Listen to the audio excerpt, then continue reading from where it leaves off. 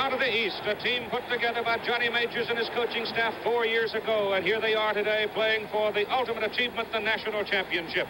And a happy new year from all of us here at ABC Sports. Ladies and gentlemen, good afternoon to some, good morning to others. We're delighted you could join us here in the Superdome.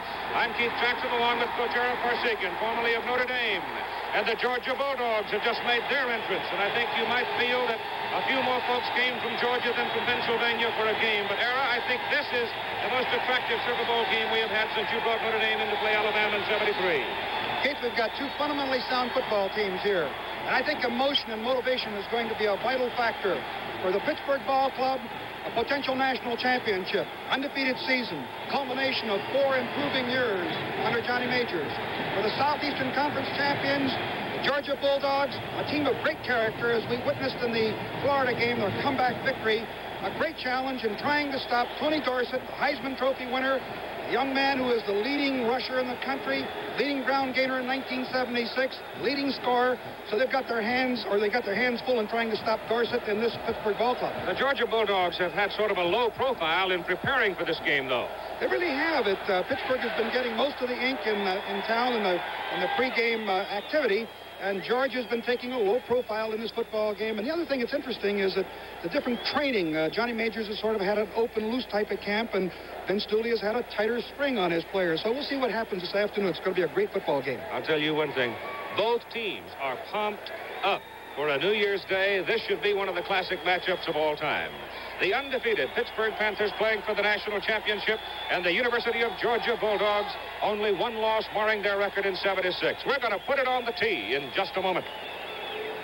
The Pittsburgh Panthers, undefeated, will receive the football for this 48th annual Sugar Bowl game against the Georgia Bulldogs.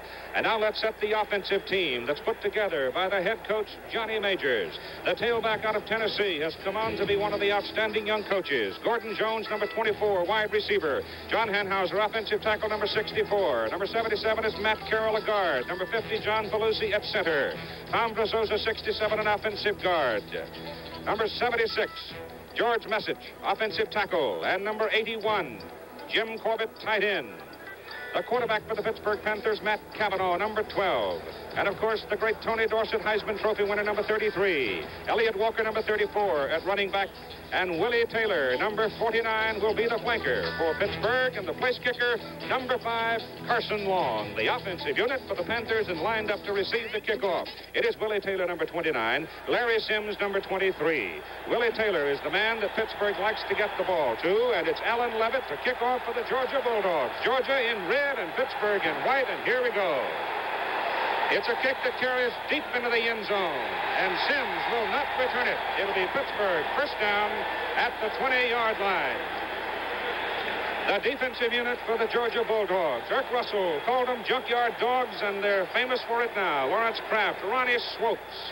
They're big, they're quick. Jeff Sanders, Adel, Georgia. Dickie Clark, the other defensive end from Rossville. The linebackers are Jeff Lewis, Jimmy Griffith, and Ben Zambezi. The linebackers particularly not big, but they are very quick.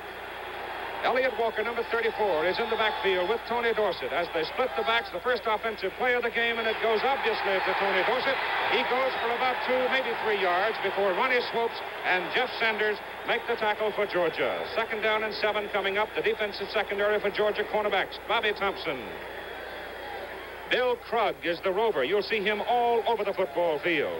Mark Mitchell, the little man, he's only about 5'8" or so, weighs about 170 pounds. Johnny Henderson, another cornerback at 6-footer, 185 pounds. Again, not too big, but very quick and hungry.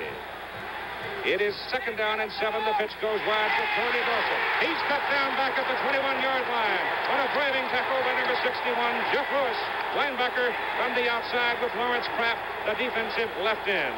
Temper, tempo, enthusiasm, fervor, call it what you want. Boy, there's plenty of it here. Great start. The football is sitting at the 22-yard line. It'll be 3rd down for Pittsburgh at the 22 as Bob Hutton comes in replacing Tony Dorsett. It's an obvious passing situation. They put 2 fullbacks in the backfield now to give Matt Cavanaugh perhaps greater protection. Out of the veer, both teams are veer teams, and Cavanaugh runs the draw. It goes to Bob Hutton, and Hutton comes to the 27-yard line. Georgia yelling fumble We've had no call yet from the officials. The referee is Vince Buckley, and it'll be Pittsburgh's ball. Vince Buckley is the referee. Matt Gorgeous, the umpire. Bob Jones, the head linesman. Glenn Lippman, the line judge. Larry Coben, the field judge. Randall Clay, the back judge. And now it is punting time for Pittsburgh. The series record between the two teams reflected there. Larry Strider averaging just about 45 yards per putt. Hits it. It comes back to Martin Mitchell, and Mitchell squirms from one. It'll be Georgia's ball. First down at the 31-yard line. 42-yard punt. Glenn Meyer made the tackle. The Georgia offensive unit up front. Steve Davis is the split in. Steve Collier, George Collins, Joe Tereshinski, Joel Paris, Mike Wilson, and Ulysses Norris. In the backfield, it's number 10, Ray Goff. Kevin McLee, a Pennsylvania lad. At running back, Al Pollard, and Gene Washington will be the flanker. Ray Goff, number 10. Out of the veer come the Bulldogs. The Southeastern Conference champions going down the line. It is Goff keeping it turning outfield. And Ray gets 3 yards to the 34-yard line before Don Parrish brings him down. The defensive unit for the Pittsburgh Panthers. They line up this way, and it's a very good one. Ed Wilimowski, Don Parrish, Al Romano, Randy Holloway, and Cecil Johnson.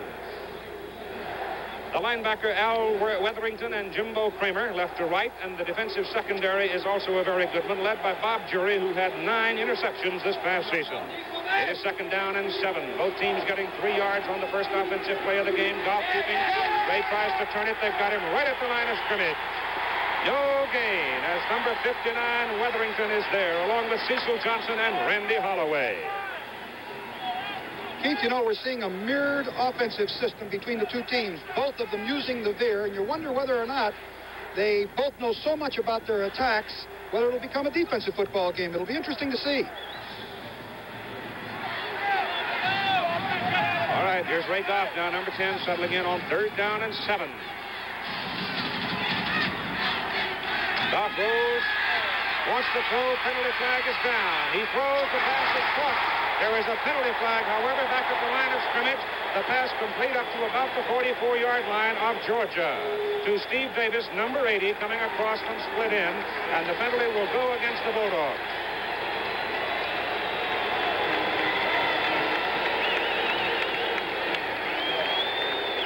Have a look at Steve Davis, a young man out of Maryland.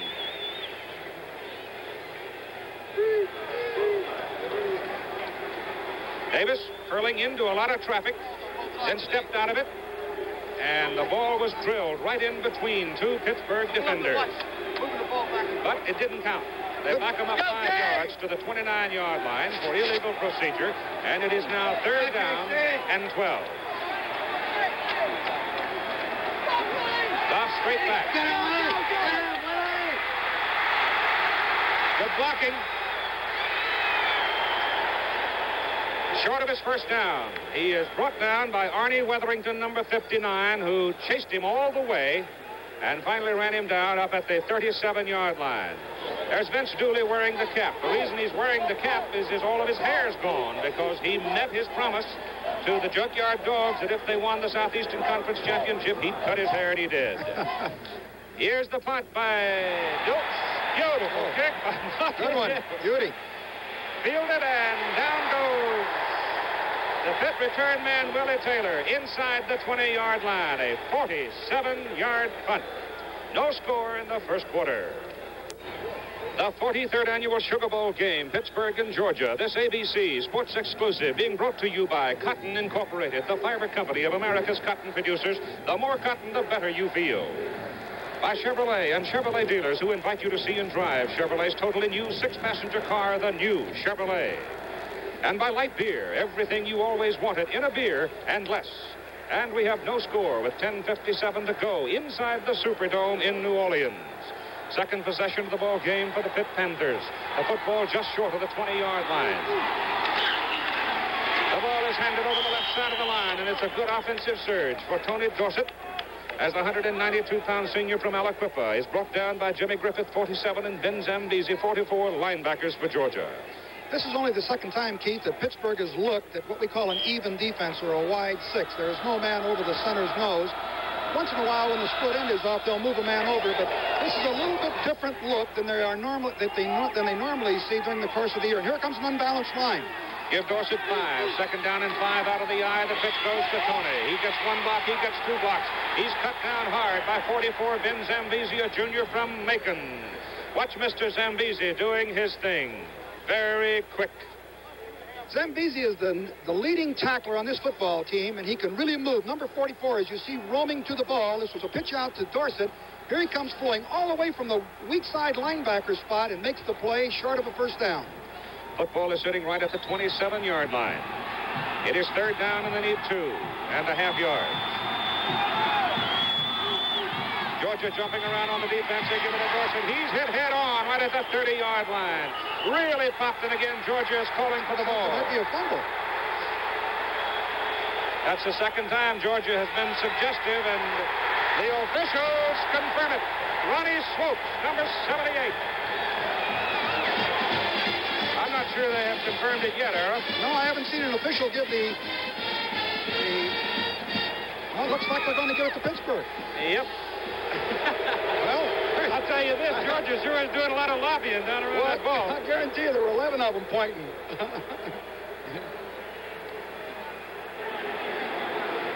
Here's Jimmy Griffith, the number 2 tackler on the football team. He steps in, pulls in with Zambezi, I should say, and they stop Dorsett. We can't see whether the ball comes out here, whether it's late, but at least the officials gave the ball back to Pittsburgh, and it's a first down. First down.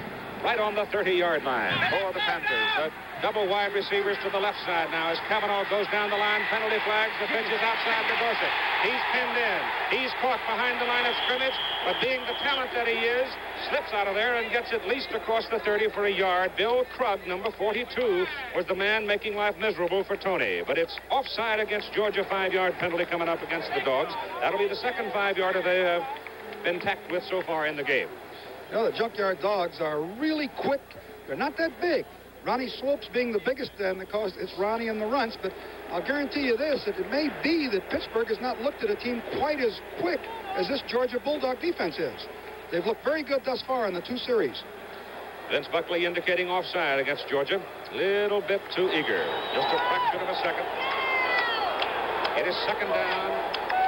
It'll be first down and 5 from the 35 after the 5-yard penalty. They send Taylor way wide to the left side this time. And Cavanaugh hands it to the up man, the fullback, Elliott Walker. 200-pounder out of Miami, and he's across the 40 for another Pittsburgh first down. And here is Jim Lampley. Thank you, Keith. One element of this game that's been a subject of discussion here in New Orleans all week is the difference in the way the two teams prepared for the game. Pittsburgh's players all week, a 2 a.m. curfew until a couple nights ago, and it got a little earlier. They were prowling Bourbon Street and could be seen out carousing throughout the week. Georgia's players in by 11 every night, tucked into bed and sleeping. Some people think it could be a factor, but John Majors says his team is the most mature team in college football, and it'll have no effect whatsoever. All right, Jimmy, double wide left again as Matt Cavanaugh sets the Panthers in white. Georgia jumps up into a 6-man front. Pitch to Dorsett, missed by 1. Number 47, Griffith, misses him. Dorsett, they finally run him down behind the line of scrimmage, and there were 5 Georgia Bulldogs that had a shot at him, and finally Swopes got him. Really keying on Dorsett. One of the things that is interesting here, Pittsburgh is going into an unbalanced line, trying to surprise Georgia by putting more people on one side of the line than the other and then giving Dorsett some additional blockers. But the Georgia Bulldogs are adjusting to it without any problem, at least this early in the ballgame. Of course, one of the things about Dorsett, he's like Ricky Bell in this respect. He just gets stronger and stronger as the game goes on. Loss on the play. Back to the 36-yard line. Cavanaugh back to throw. He's looking for Taylor. He's over the middle. He's short with the pass, and it's almost intercepted by Ben Zambezi, just off of his fingers. There's Zambezi again. He reads the pass. He comes back to the strong side hook. Beautiful position here. He jumps up and just deflects the ball. The ball was on target by Cavanaugh, just over his head, deflects it, and almost intercepts it. All right. It is third down now. Pittsburgh's got to go to the Georgia 49 to get a first down. The ball is at the 36. They need 15 yards on third down. At Cavanaugh to throw. He gets his pass off to the sidelines. The pass is complete. It is caught by Gordon Jones, who is a very dangerous man, number 24. And he's right about first down territory. Here's Jones driving right straight up the field. Cavanaugh rolled away from him to pull a secondary. Jones puts a good move on, comes down and turns on a curl hook. And this is a throwback pattern. Cavanaugh rolled to his right and then threw back, and it is almost knocked down. Jones puts a good move on and gets the first down, or they're going to measure for it here. It's pretty close. Going to have to measure. It is right about the Georgia 49-yard line. It's that much. Would you gamble? It's 4th down.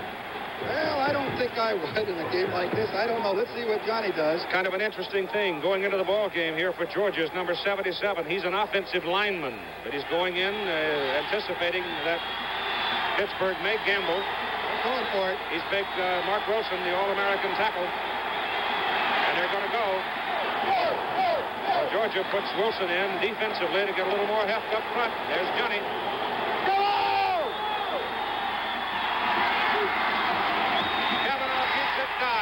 It'll be close, but I think he's got it.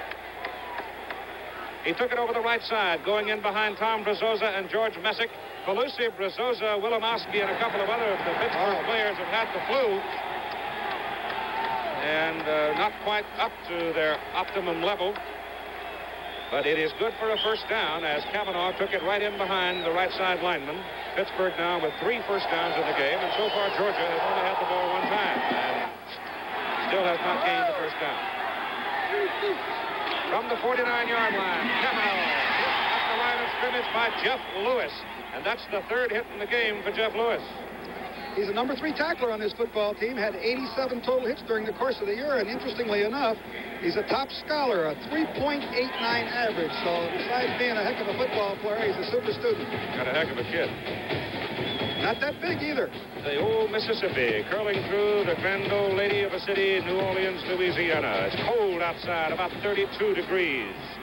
We're inside in the dome on 2nd down and 8. The pass over the middle. Beautiful pass to Elliott Walker coming out of the backfield. First down and goal to go for the Pitt Panthers at the 10-yard line. Johnny Henderson brought him down. 36-yard play. Great call, Keith. They were in a double zone, only 2 safety men back. And Pittsburgh sent the 2 wide receivers right straight down the field, and the tight end just drove right into the middle between the 2, and the 2 defenders could not cover the 3 receivers. Here it is, right in the heart of it. Here comes the 2 defenders back to the inside to try to stop it. First down and goal. Ball is nose of the football is sitting right at the 10-yard line. Bob Hutton comes in at fullback now, replacing Elliott Walker. Going to give Elliott a breather. Gordon Jones goes wide to the left side. Taylor to the right side. Dorsett split with Hutton in the backfield. The pitch is back to Tony. Tony's at the 5. Nope, the 6-yard line where he is cut down by Ben Zambezi. Timing was just right for Matt Cavanaugh. He did not pitch that ball until he was absolutely forced to do so. And Dorsett got a good lead block. And take a look at Zambezi, who is some kind of football player. He's all over the field. Here he is going number 44 here, coming from the right side linebacker all the way across the field on a pitch out and making the play on Dorsett right there.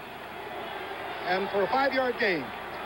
Outside the 5-yard line, 2nd down and goal to go for the Panthers. Cavanaugh keeping on the option. Turns, touchdown!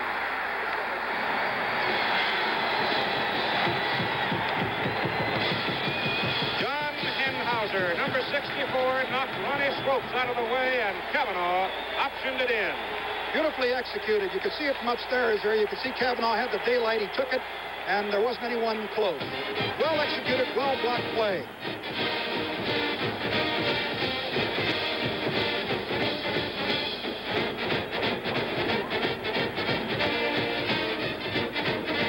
Carson Long, number 5, who has set a ton of NCAA kicking records in his career at Pittsburgh, out of the hold of Larry Slider for the extra point. It is good.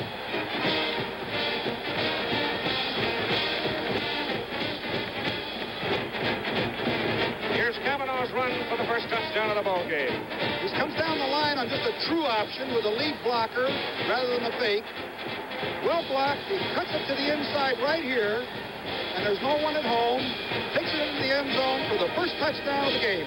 It's 7-0 Pitt. Ever fight again? Join Howard Cosell tomorrow for an exclusive live interview with the heavyweight champion on his boxing future, plus the spectacular Vienna Ice Review and race number 1 in the World Series of Auto Racing tomorrow on the Sunday edition of ABC's Wide World of Sports.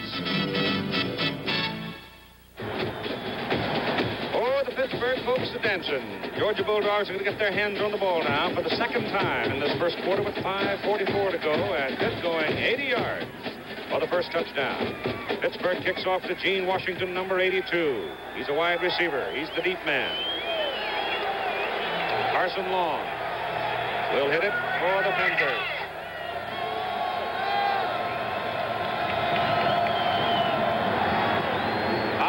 High kick. It's going to be short. It's up high, though. Willie McClendon. Oh, he broke through that first punch and brought it out to about the 23-yard line. Brought it back 13 yards. Pittsburgh scoring play, 80 yards, 13 plays. They used 5:13. Georgia has been a long drive football team much of the year. They've gone outside. They've gone from 60 yards or more 28 times for scores this year. Now, they've been a plugging type team, grinding out that 3 and 4 and 5 yards and then coming up with a split end reverse or something like that to get the big play. Washington wide left, Goff the quarterback. Goff coming down the line with it. Gives the ball. Bad pitch out. And the ball is covered by Goff. He delayed too long in giving the ball to Kevin McLean, and McLean had no place to go with it. Good defense by Pittsburgh. They had everybody on site. They had the dive man covered on the counter option. They had the quarterback covered, and they had the pitch man covered. They did a good job of defensing it. Loss is back to the 20-yard line for 3 yards. Second down, 13, Georgia. Pitt leading 7-0.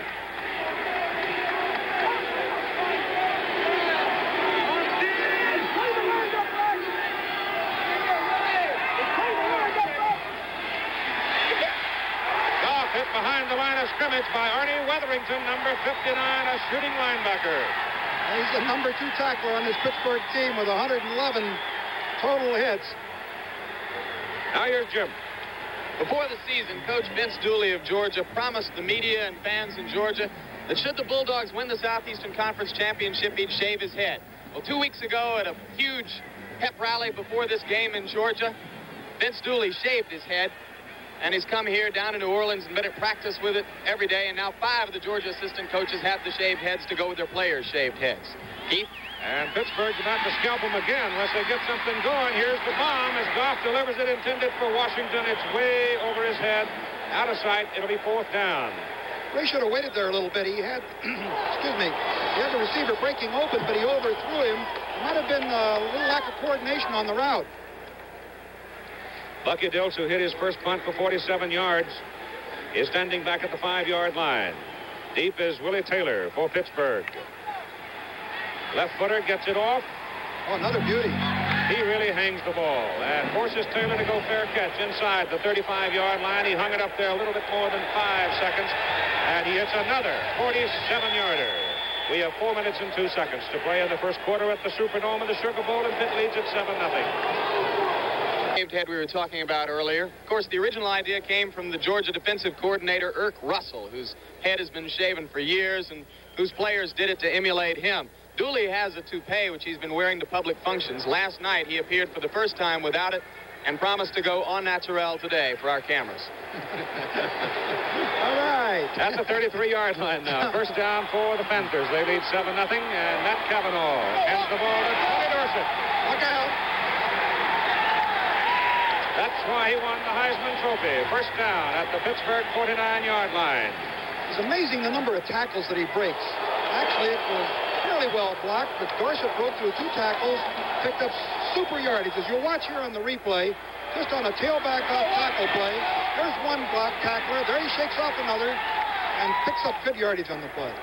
3 Bulldogs had their hands on him before they finally got him down. First down, Panthers 49-yard line.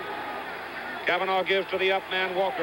Elliott Walker, who had the big play, the pass reception on the touchdown drive, goes down to the Georgia 48 for 3 yards. 2nd and 7 coming. Ronnie swoops the tackle. And there's the statistical career on Tony Dorsett in Pittsburgh. 6,082 yards in 4 years. Boy, important to remember 4 years. And the most important number, of course, is that 5.7 average per carry.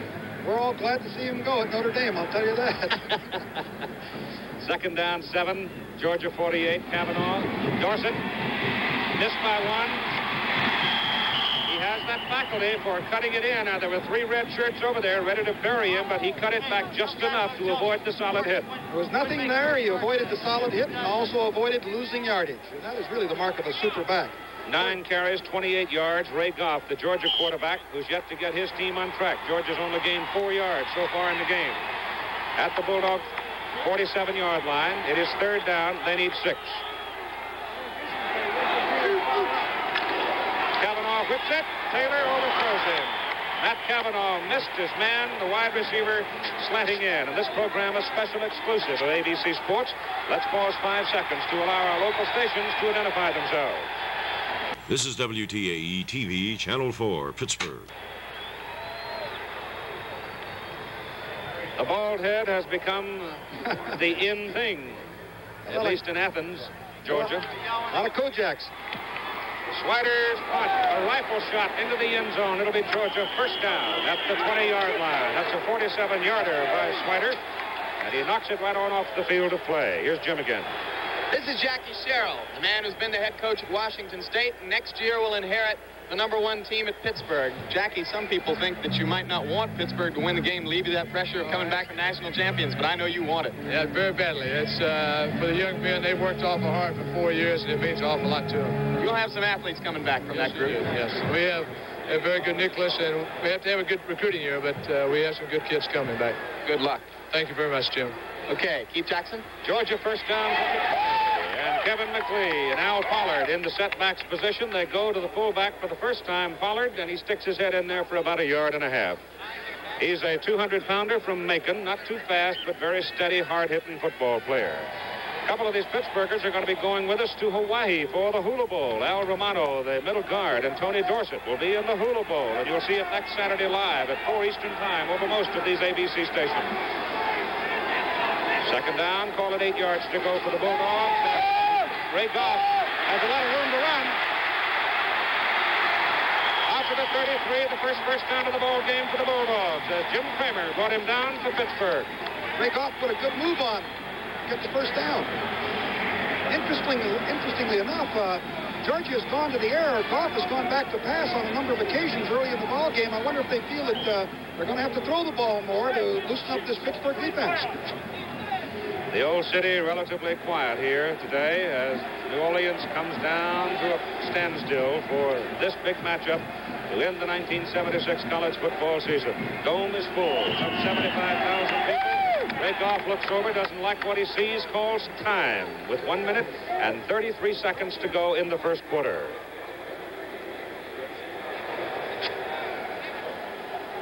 Here's Jim. A little while ago, we saw Arnie Weatherington make a great play for Pittsburgh. He's one of the most interesting stories in this game. A guy who, a year ago, was involved in a difficult legal scrape involving some stolen television sets. Arnie pled guilty, went to Coach John Majors after having not been with Pittsburgh team in spring practice and asked to be put back on the team. Majors gave him the chance, and all of the people who surround him now say that Arnie's a great testament to the good forces that can come about as a result of participation in this sport. He works with a youth counseling program in Pittsburgh, says that he made a mistake, has learned his lesson, and wants to pay it all back now. Arnie Weatherington from Miami-Jackson High School. We've had a change, too, Jim, in that our list of officials has been corrected. Ed Ward is the back judge, working the ball game. Of course, they're playing on artificial turf here in the Dome. So we're assured of a comfortable setting with the temperature last night dropping down into the 20s here in New Orleans after having a couple of very warm days. So we can be very happy that we are inside for the ball game today because the temperature probably will not get out of the 30s. You know, Keith, Ray Goff, a sign of a well-coached football team. Ray Goff had a play on. Pittsburgh overloaded the defense to the double flankers, and he elected to take a timeout in this first quarter yet, not to waste it down. And I think it's good thinking on his part, particularly early in the ball game. All right, this ends Gene Washington to the left. First down, mark it on the 34-yard line of Georgia. Wants to throw it, doesn't have a chance. James Kramer, number 58, a 218-pound senior from Jeffersonboro, Pennsylvania, gets his man. He wanted to throw the ball again. He had a counter action and came down the line looking for the receivers, and before they were open, there was Jimbo. Right. You see 14, Jeff Delaney coming in here on a safety blitz. Washington was on a fly pattern, but he was looking short. Second down, 12 from the 32. Goff still got it. McLeod trailing. Goff got to keep it. That's a play they fumbled a while ago. He unloaded it again to McLeod, but he really doesn't give Kevin much of a chance to do anything with it. Well, the defense is, the Pittsburgh defense is recovering so well. They're overloading this side. It's very tough to run an option play against the defense that Pittsburgh is showing them. You got a flag on the field, and you had a big pile going into the sidelines. I don't know where or why or what it might be. It could be a late hit over on the sidelines. It could be a little bit of a scuffle erupted on the sidelines, too. Yeah, I can't tell. Personal foul. It's against Pittsburgh. It's against Georgia. Oh. That'll wipe it off. We'll do it again. Offsetting penalties. Well, there's Ferber and some fever. Couldn't see it from here. I don't know whether it happened on the sideline. Is this Felder 37 coming over? Let's see. Oh, yeah, he's clear. Yeah, he's clear out of bounds here. They should have pulled up. They were way out of bounds there. That's the... Apparently some Georgia partisan retaliated on somewhere, yeah. An offsetting penalty. It is third down. The football is marked just short of the 34.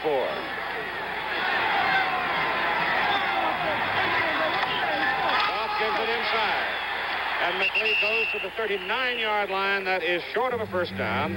McLeod finally getting a little bit of room up the middle to run with it.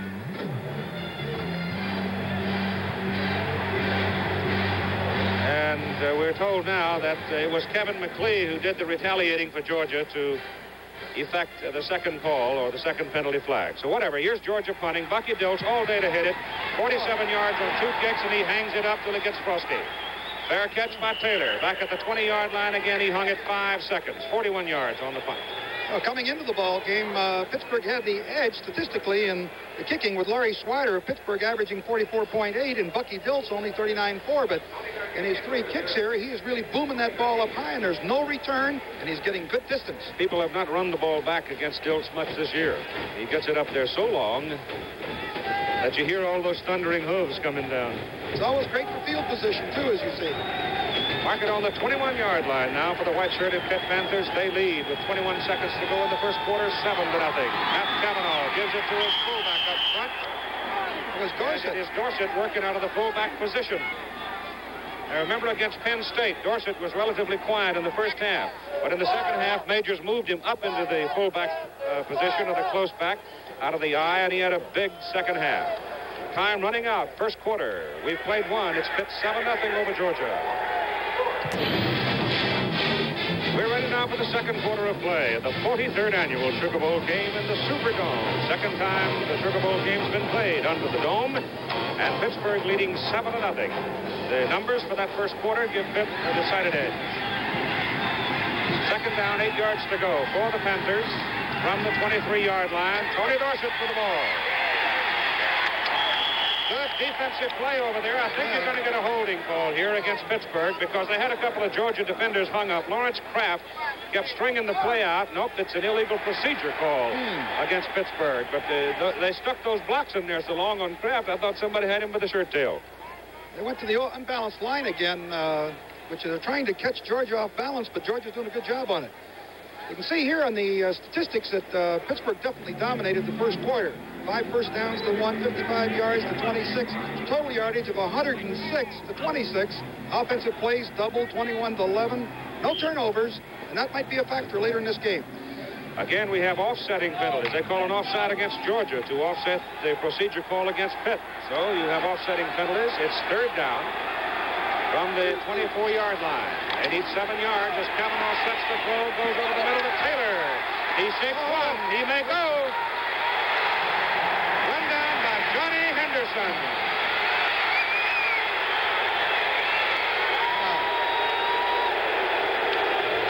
Well, that Cavanaugh can throw it, can he? Taylor ran through what appeared to be a good chance for a tackle. He just broke it, took off, and it was Johnny Henderson who finally got it. Here's the play. They're in 4-down area. Now, of course, here's Cavanaugh rolling out. He almost gets blindsided here. You can't see it. There's the ball right on target to Willie Taylor. He shakes a tackle, and it looks like he might go. Fumbles the ball as he hits, but they were dead. Let's see. Boom. Came out after he hit the ground. 39 yards on the play. 3 out of 5 in passing for Kavanaugh. 90 yards. First down, Pitt. Georgia 37-yard line. Kavanaugh run down just about the line of scrimmage by Jeff Lewis and Jim Griffith. You're interested in knowing how Dorsett is doing in the first quarter. He carried the ball 10 times for 31 yards. Pitt leading 7-0 with 13:50 to go in the first half. Panthers averaging better than 32 points per game this season. Ball is at the 37-yard line of Georgia.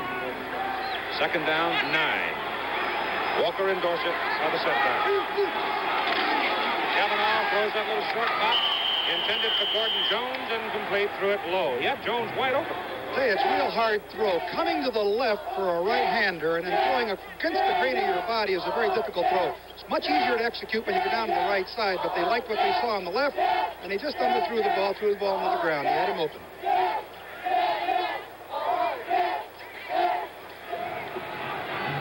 It'll be third down and 9 yards to go for Pittsburgh at the Georgia 37.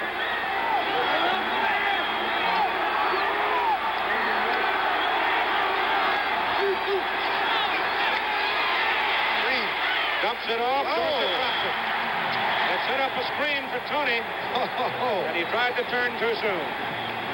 Looked like they had it set up well, too. I think Dorsett would have come up with some yardage on that play. And so it is fourth down. With the football sitting at the 37-yard line of Georgia. And Carson Long is in the ball game. Hurry up, let's go! His longest field goal this year, 50 yards against Temple.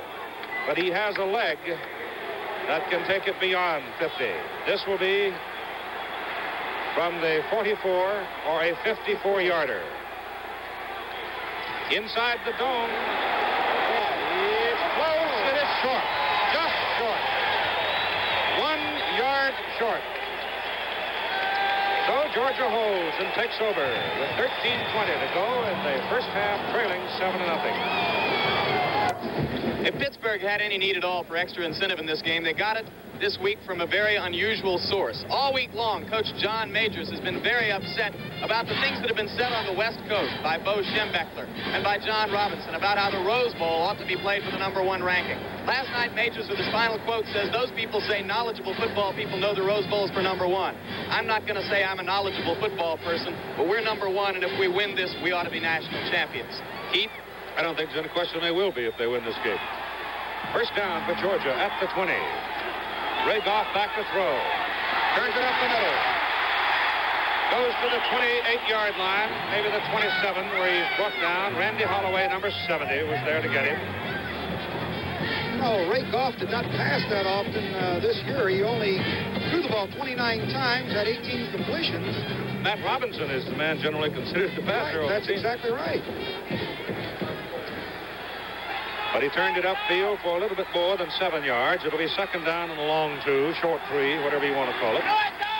Gives the ball away, and there's the first down as Kevin McLeod breaks it to the 40-yard line. And the first time in a ball game that the Georgia offensive front has opened up Pittsburgh. Take a look at Kevin McLeod on the replay. I say, yes, Romano's the middle guard and comes to the side. Now watch him go right by him, right here. Romano stunned it to the outside, and McLeod took the inside on him and picked up the first down out to the 40. Target on the 39. First down, Georgia. This time the ball goes to Pollard. And Al Pollard wiggles it up to the 43-yard line and got about 4 yards. And tomorrow at 4:30 Eastern Time, the premiere of the Sunday edition of ABC's Wide World of Sports. Live interview with Muhammad Ali, the Vienna Ice Review, and we'll have the World Series of Auto Racing, the International Race of Champions.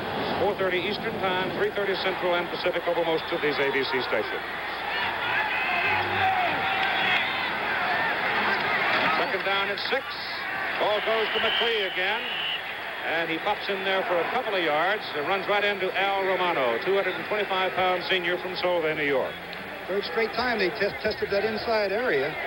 And I think they want to grind that ball out if they possibly can, maintain possession of it. Don't think you can do it against Romano, Holloway, and Parrish. It'll be tough duty. Tough duty.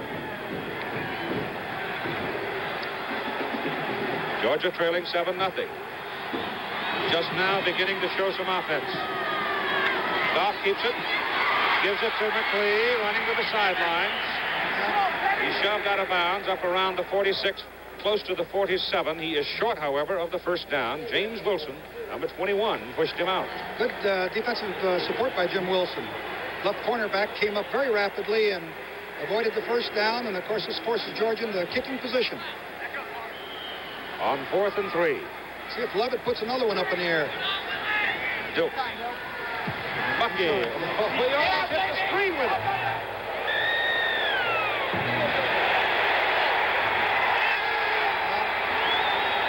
I think we got an illegal procedure call on that because the official throws the flag only to indicate touchback to the 20-yard line, where Pittsburgh will have it.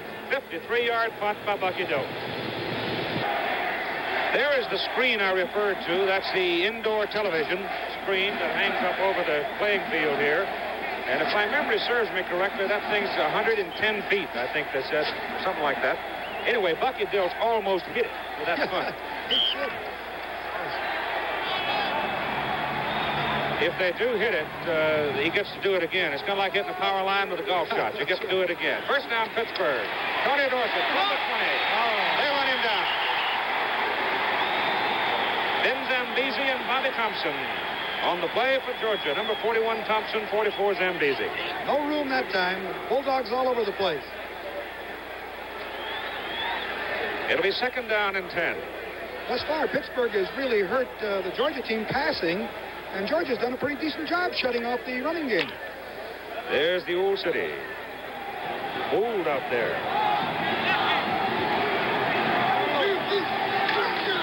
Goes to the up man. Out of that I formation again, the up man is Dorsett. They're moving him around pretty good. Different positions in the backfield. They did that in the Penn State game, and very successfully, particularly in the second half. Gain 2, third down, 8 coming.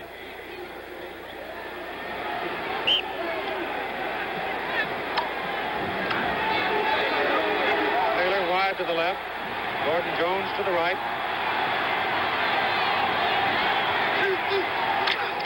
Cavanaugh on the option. Runs away from one. No, not this time. Not with the kind of speed Georgia's got. Jim Griffith was the man that forced him to reverse direction, and then Jeff Sanders ran him out of bounds. You can see the Georgia speed that time. Cavanaugh was trying to outrun, go away against the grain, and there were a lot of Bulldogs that recovered, and he never had a chance. Larry Swider is the deep man in the punt formation for Pittsburgh, standing back on the 1-yard line. Fine punter. Got a little pressure, and it's a low kick. Mark Mitchell comes over. And a little safety cannot get away. We've got a penalty flag thrown. Might be a late hit. Might be a late hit. So while we get the definition, let me tell you that tomorrow at 4:30 Eastern Time, we premiere the Sunday edition of ABC's Wide World of Sports. Howard Cosell on a live interview with Muhammad Ali, the Vienna Ice Review, and you'll have the World Series of Auto Racing featuring the International Race of Champions. 4:30 Eastern, 3:30 Central and Pacific over most of these ABC stations. ABC's Wide World of Sports Sunday edition. Big penalty against the Panthers.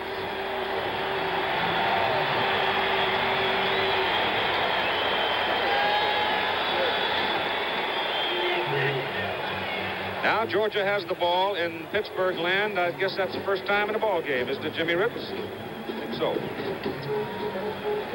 At the 47 of Pitt, first down Bulldogs.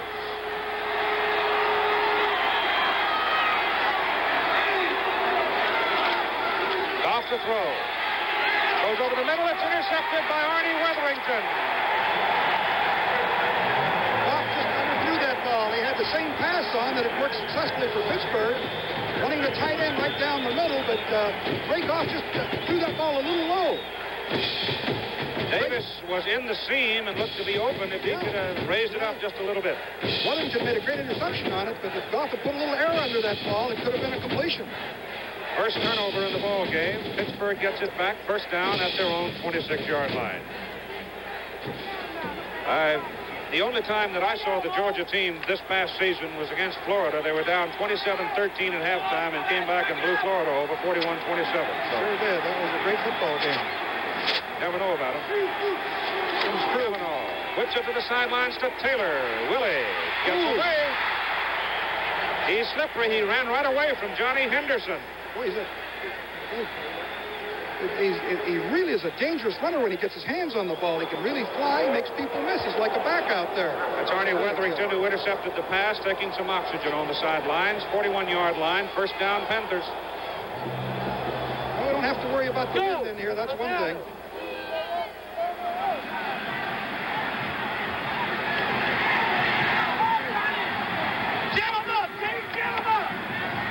Ball is given to Carson. He's buried. Maybe short of the line of scrimmage.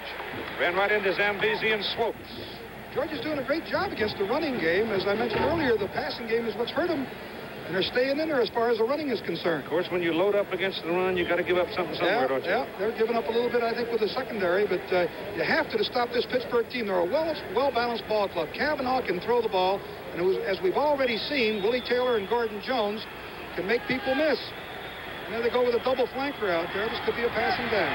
Kavanaugh's gone 4 for 8 and 105 yards so far. He whips it. He's got it. Walker, look out. He's gone. Gordon Jones, number 24. Just like the play that worked to Walker. Except Jones came from the other side. And again showed you strength, because we've seen time and again already these Pittsburgh receivers break tackle. Well, Keith, that time Kavanaugh came down the line to make it look like an option. The secondary, or I should say the linebackers, came up to support it, and then Kavanaugh delivered the ball to Jones. There was nobody there except one man to try to stop it, and both of those wide receivers can fly. Right. Now I think we can define where Georgia's giving up something in the secondary, because both late completions have been in the same area. Right. Here's Carson Long for the kick. Drilled it. Somebody got a souvenir and went through the screen. Here's the score now. Watch the quickness and the strength.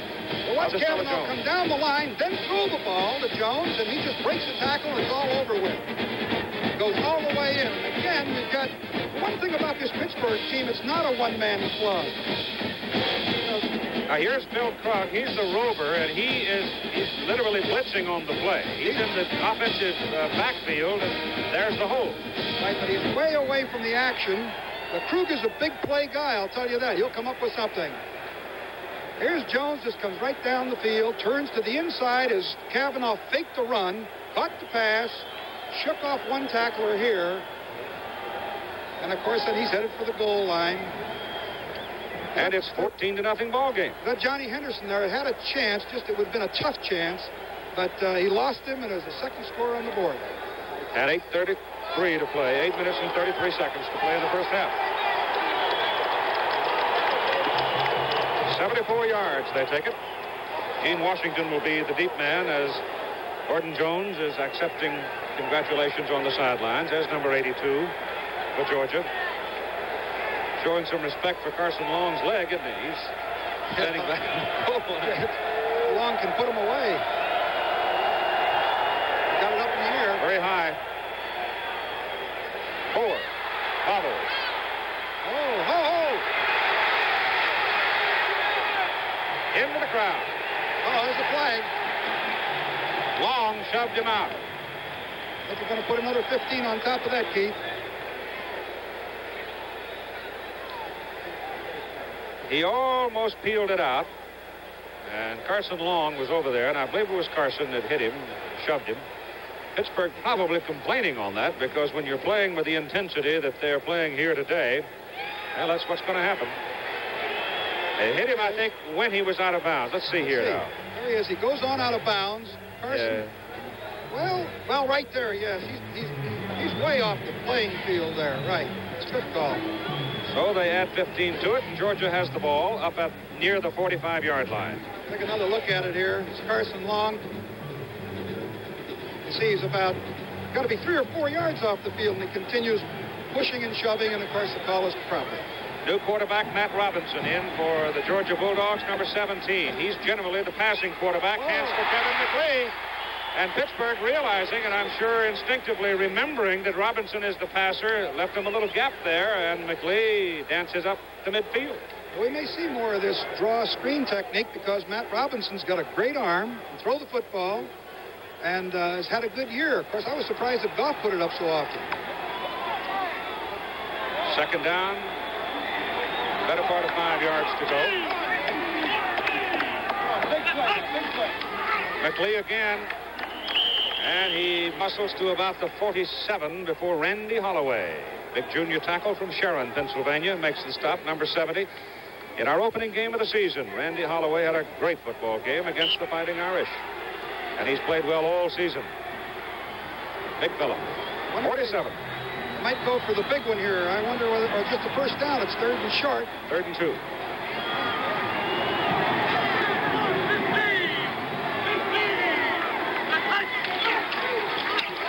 They've got the first down as McLean goes to the 44-yard line. You know, this McLean is quite a runner. He carried the ball 218 times for 1,058 yards. That's almost a 5-yard average. And if you get a 1,000-yard back, you got some kind of player. And he came from Pennsylvania. Yeah. To Georgia. Teammate of Chuck Muncie, I guess, a long time ago. McLean is 8 for 35. 8 carries for 35 yards. He's doing all right. Georgia needs a touchdown. They trail 14-0 with 7:10 to go first half. Robinson down the line. Penalty flags down. Robinson brings it upfield. Hit hard inside the 35. He's very close to a first down, but let's see about the penalty. Looks like the umpire threw the flag, and generally you get a holding penalty when you get the umpire throwing the flag. And he's lined up just behind the defensive lineman. Procedure call. Procedure? Yep, I think that's what he indicated. Be against the Bulldogs. Pittsburgh now hit 2 times with the flag for 30 yards, and Georgia 3 times for 15 yards, and we've had just 2 occasions where we've had offsetting penalties. Yeah, just 5 yards. Somebody must have moved in the interior there that the umpire could see. Tough break for him because he came out with good yardage. Makes it first down and 15 from the Pittsburgh 49 with Washington wide right and Davis wide left.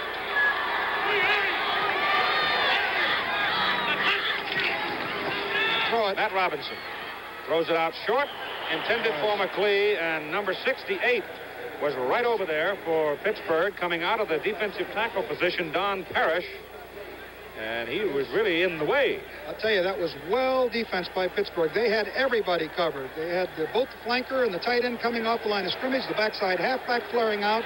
They had 3 receivers to the side, and Pittsburgh had pressure on the passer as well, coverage on each receiver. TD on the sidelines. It is second down and 15 for Georgia.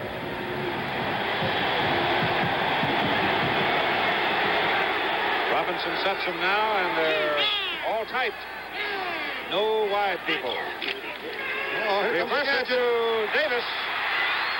Steve Davis coming from his end position on a reverse, gets it down to the Pittsburgh 45-yard line where Don Parrish makes the tackle. Tight end reverse. Steve Davis came around. Looked like it was going to develop into something big. Good recovery by this Pittsburgh team. Come on, bring it up now. Bring it on down. See the time running in the second quarter of play with the Panthers leading 14-0. Ball is at the 46-yard line. The Georgia band, the Pitt band, both performing at halftime, and featured performer will be Mr. Pete Fountain with his clarinet. Third down, 11 yards to go to Robinson. Pass over the middle. It is intercepted by James Kramer. Jimbo gets it. That's the second interception by a Panther linebacker. Boy, that was a great interception. And so with 5:59 to go in the first half, Pitt gets it back. First down at the 33. Another look at the interception. Now we're isolated on the receiver. Look, flying through the air comes Jimbo Kramer.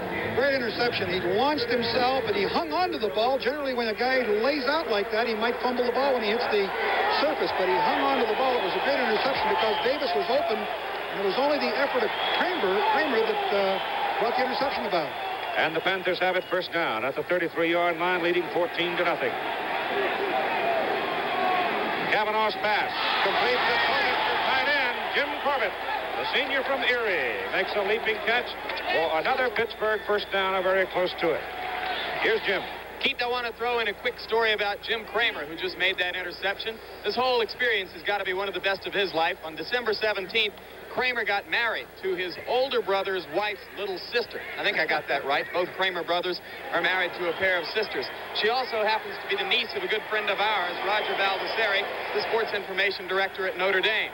Kramer went to Ohio State his first 2 years of school, had a very bad personality conflict with Coach Woody Hayes of Ohio State, didn't think he was getting enough chance to play, transferred away from there to come to Pittsburgh, and now he's a second-team All-American linebacker, honeymooning here in New Orleans and enjoying it with that interception. And it's a first down for Pittsburgh on the completion to Jim Corbett. Kavanaugh 6 out of 10 for 175 yards here in the first half. It goes to Walker, the fullback, number 34, and he gets it out to the 48-yard line before the Bulldogs can plant him. That's 4 yards, maybe 5.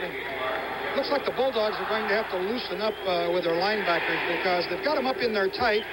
They're really vulnerable to the pass, and of course Kavanaugh's been hitting, so they better give a little bit more on the ground rather than the explosive passing game that Pittsburgh has shown thus far. And we're playing inside the dome in New Orleans.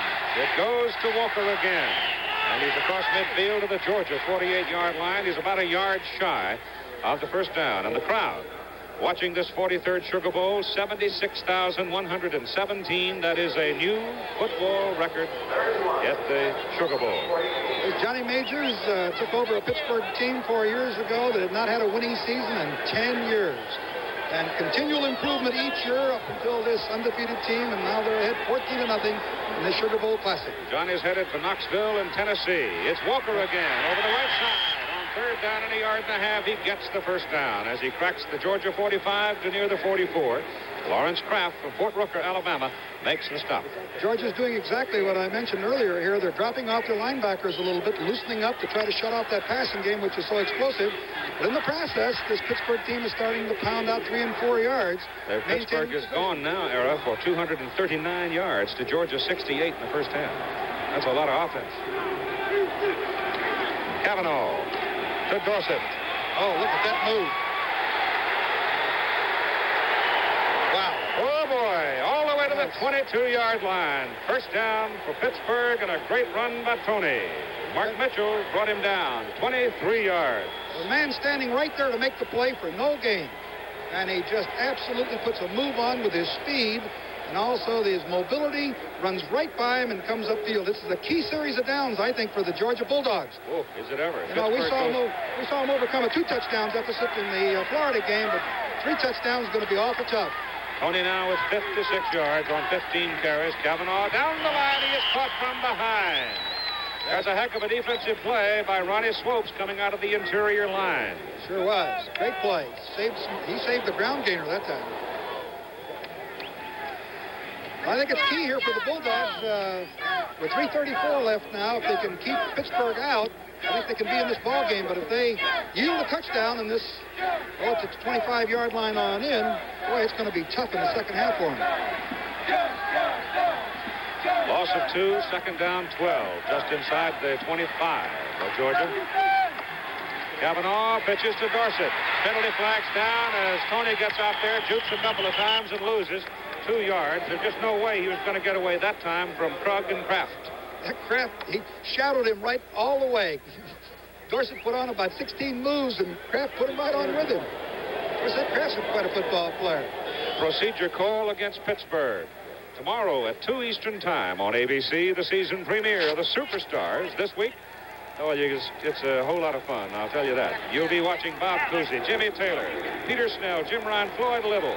A lot of the veterans, men who made sports history in this country. So join us tomorrow at 2 Eastern Time, 1 Central, and Pacific Time over most of these ABC stations. Of course, the American Sportsman follows Superstars, and then comes the Sunday edition of ABC's Wide World of Sports. 3:08 to go in the first half. They refused the penalty here, took the down, I believe, Keith. Loss of 2 by Dorsett, so the ball is back now at the 26-yard line, and it's third down. Third down, and they need 14 yards for the first down.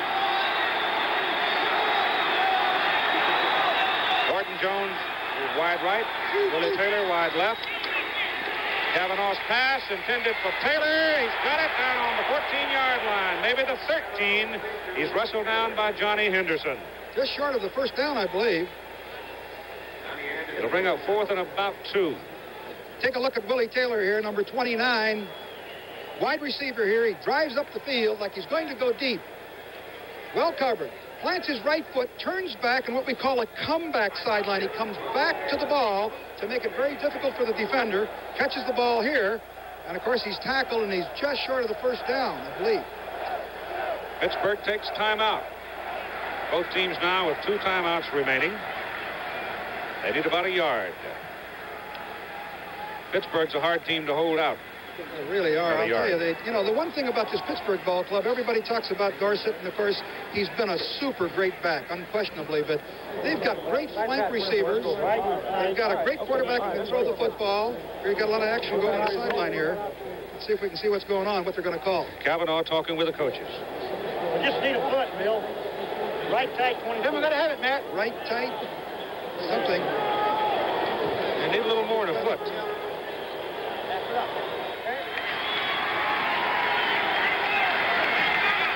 Through the yard. Well, we couldn't quite pick up exactly what they were going to do.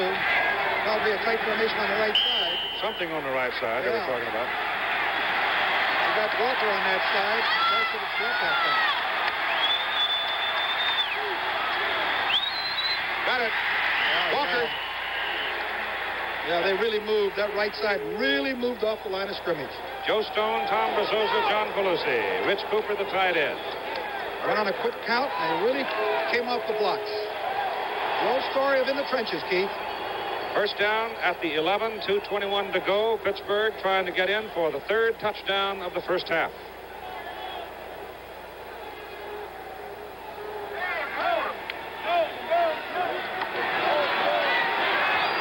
Kavanaugh's had a super first half. Woo. Matt delivers it to Tony. Oh, look out, he's got the corner. Touchdown, Dorsett.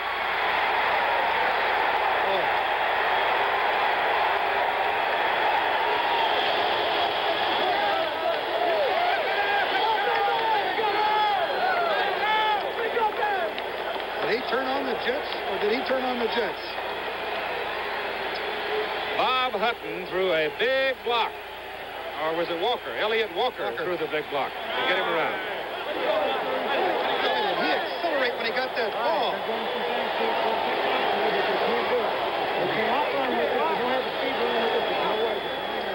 Carson Long for the extra point. At 2:02 to go in the first half. He drilled it. And the Pittsburgh Panthers, who want to be number 1, lead the Georgia Bulldogs by a score of 21-0. And they are putting it up right here in the Sugar Bowl. Here's the option play by Kavanaugh, just a true option with a lead blocker. He comes down the line, flips the ball out, gets a great block there by Walker, and look at the speed and the acceleration by this Dorsett. He just literally runs by, I believe it's Larry Kraft. You're looking down at the old Sugar Bowl. That is Tulane Stadium. It's an outdoor stadium. Just 1974, Nebraska defeated Florida in the last Sugar Bowl game played there. Located literally in the heart of the city of New Orleans, and then you come on over toward the river, and there is the Superdome where we are today for the 43rd annual Sugar Bowl game, where the Pittsburgh Panthers, top ranked in the country, are leading the Georgia Bulldogs by a score of 21-0.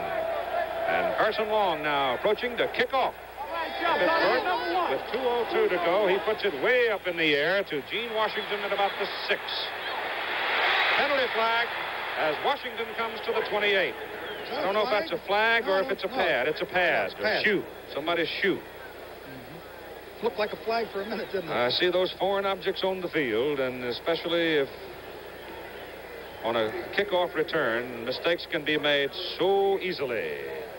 At the 28-yard line of Georgia, Bulldogs down 21-0, have the ball. Matt Robinson, the quarterback. And Gene Washington coming.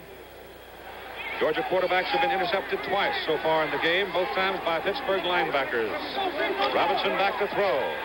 He throws, and Washington had cut on the pattern back inside, and there was nobody near the football. No coordination on the pass route. I guess Robinson thought, who was that breaking down? Was that Steve Davis? No, that was Gene Washington, yeah. He took the fly pattern right up the field, and I guess Robinson thought he was going to run an out pattern to the sideline. Wasted down. Oh, they're loving it. Right now, they're loving it. Second down. 10 yards to go for the Bulldogs. Robinson will put it up again. Throws short. Incomplete. The pass intended for Al Pollard, the fullback, coming out of the backfield.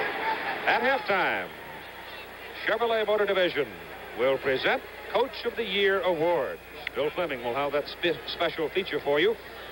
Participating, Mr. Bob Cook, who is the general sales manager of Chevrolet. Coach of the Year at all three divisions, and a great show with Pete Fountain, the Georgia Band, and the Pitt Band. So settle down and enjoy yourself. Try to remember all the fun of last night. Third down and 10. Robinson getting some heat. Passes away. The pass is complete to Steve Davis on a rolling, tumbling catch upfield at the 47-yard line. Don Parrish and Randy Holloway were the two men trying to take Robinson's arm off. There's Steve Davis coming from the far side of the field. Robinson's forced out of the pocket. He just crosses over the middle, gets in between linebackers there. You see Weatherington 59 coming over, makes a great catch. The ball is low, but he makes a super catch. And it's first down for Georgia at the 47-yard line. Matt Robinson gets his pass off. That is incomplete. And Georgia folks are screaming for interference as he was cut down by Bob Jury, number 31. Hey, that was close. The ball was right in the neighborhood, so he got away with it. Let's see if he... I don't know whether he stumbled and fell here or whether he actually tried to block him here. Jury cut him down. Well, he blocked the man when the ball was in the air. That's interference. The ball was going right over the top of him, though, when they made the hit. Right there. Contact is made. You can see the ball coming into your picture right there. Contact is made. And you have an interference that was not called. Second down 10. Robinson's pass blocked. Blocked by Don Parrish, number 68.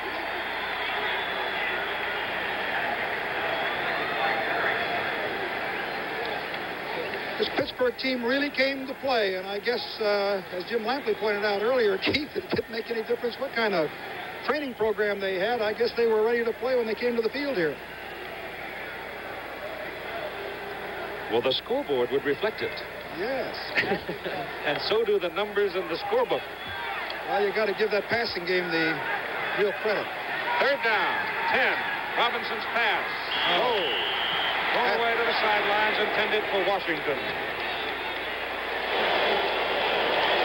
There's Lee Majors, the $6 million man on the Pitt sideline wearing a Pitt hat. Well, he's got a $6 million team right now with a lead of 21-0. Fourth down, Bucky Dilts in the punt for the Bulldogs, and Pittsburgh has no one deep. And Georgia kicks it. Bucky hangs it up, get a good roll. That's a great kick. There's a penalty flag on the field. The ball dribbles out of bounds at the 4-yard line. Ball kicked out on about the 4. Now here's Jim. Just as Florida did in the game for the Southeastern Conference Championship, Pittsburgh has exploded on Georgia in the first half. But now Coach John Majors is going to have to tell his team about Georgia in the second half. One of the most remarkable statistics we've seen on a team this year. The Bulldogs had given up a total of 30 points in the second half all year. Just 6, 2 field goals in the third quarter. 14 of the points they gave up in the fourth quarter all year came against Cincinnati in a game that was already out of reach. I asked both coaches why they thought Georgia was so strong in the second half defensively. Coach Vince Dooley said it was partially related to what he calls the intelligent fanaticism of his defensive coordinator, Irk Russell. His teams are very intense, very well drilled and well schooled, but they play extremely emotional football and get stronger as the game goes on. They ought to be back in this game in the second half based on their record. Keith? Penalty goes against Pittsburgh, giving Georgia first down at the Pitt 39. Pass to Gene Washington, thrown by Robinson, is really drilled at Gene, and he actually didn't have much of a chance to do anything with it. Well, Keith, on that punt, James Wilson, the left halfback, I think had action as Georgia was going down to cover the ball, and while the ball was in the air, it's still in the possession of Georgia, so that the penalty was assessed to Pittsburgh, and they maintained possession. And of course, Georgia's going to have to hang on to the ball. Only 1 minute left in the first half. 1 minute at the Pitt 39, second down 10. Robinson goes deep for Washington. It's intercepted at the 10-yard line. It is Bob Jury and Leroy Felder there together. I think Jury's the man that got the ball. If so, it would be his 10th. Let's see which one came up with it. Both of them there. Well, they both were there. Washington drives up the field, puts a fake to the inside, goes back to the flag, to the outside. Looks like he's got him beat, but there's both defenders there. Is that Felder there? And Jury. And also Jury. Who gets it? Can't tell here. I still don't. They're both wrapped around it. I'll tell you, they've got it, Bill. It's they Felder. Both have it. Felder. I think they both got it. Whatever, Pittsburgh's got the ball just outside the 10-yard line. And they'll just run the clock out now as they get it in motion. Georgia with 2 timeouts may choose here to spend them, trying to save the time. But the clock is still running with 40 seconds to go in the first half. I think, of course, Pittsburgh, this is a dangerous area when you're fooling around with the ball back inside your own 10-yard line. Any kind of error, of course, could give a quick 6-7 points to your opponent. So you want to play conservative down here, and that's exactly what Pittsburgh is doing, and it's exactly what I would do if I was coaching. Clock running at 20 seconds to go now, as Kavanaugh will probably take the snap and just sit down with it. Whistle stops it now. Looks like Georgia may spend a timeout. They have 2 timeouts remaining. And they do call time. They have one left one more, now. yeah. With only 15 ticks remaining on the clock to halftime, 21-0 Pittsburgh. Georgia with 1 remaining timeout, killing the clock. I'm a little surprised they didn't spend it sooner. Yeah, I'm too, Keith. They could call timeout right after this 3rd down play and force a punting situation on 4th down. Which they probably will do. The ball is back at the 7.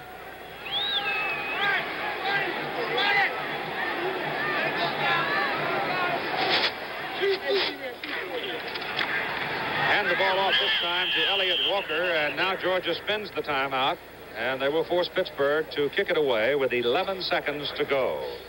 11 seconds. Leroy Felder, incidentally, was given official credit for that pass interception.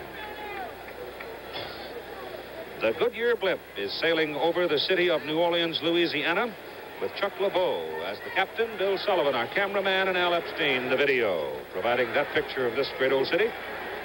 And it has been festive this week, I'll tell you. It's like Mardi Gras, they tell me. Sugar Bowl Committee does an outstanding job in making everybody comfortable. And it is quite a chore. 11 seconds now as Swider is in the end zone. Larry will punt out of the end zone. Coming after it. Gets it away. Good one. Mitchell. Pinned down at the Pittsburgh 41 with 1 tick on the clock remaining. 42-yard punt and a 7-yard return. Looks like Georgia will get 1 play. Well, get 1. They'll probably throw it down in the end zone. Anything can happen. 76,117 here in the Superdome watching the Louisiana Superdome. Might have saved themselves a little bit more time. I didn't realize that they had enough timeouts to kill the clock the way they did. But they are able to put 1 ball up in the air. And, you know, who knows, even though you're playing back for a long pass, the ball juggles around and sometimes the offense comes up with it. I think that's what we'll see here, Keith. Davis and Washington both wide right. Robinson straight back.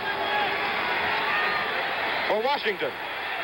Intercepted in the end zone by Jury. There's number 10 for Bob for 1976, or the 76 season. And the first half is over with Pittsburgh leading 21-0. And here's Jim. Not a bad little half, Coach. I'm sure you're happy. Well, I'm never happy till the game's over and we win, Jim. Yes, our football teams played very aggressive football, and both teams were playing with a lot of emotion.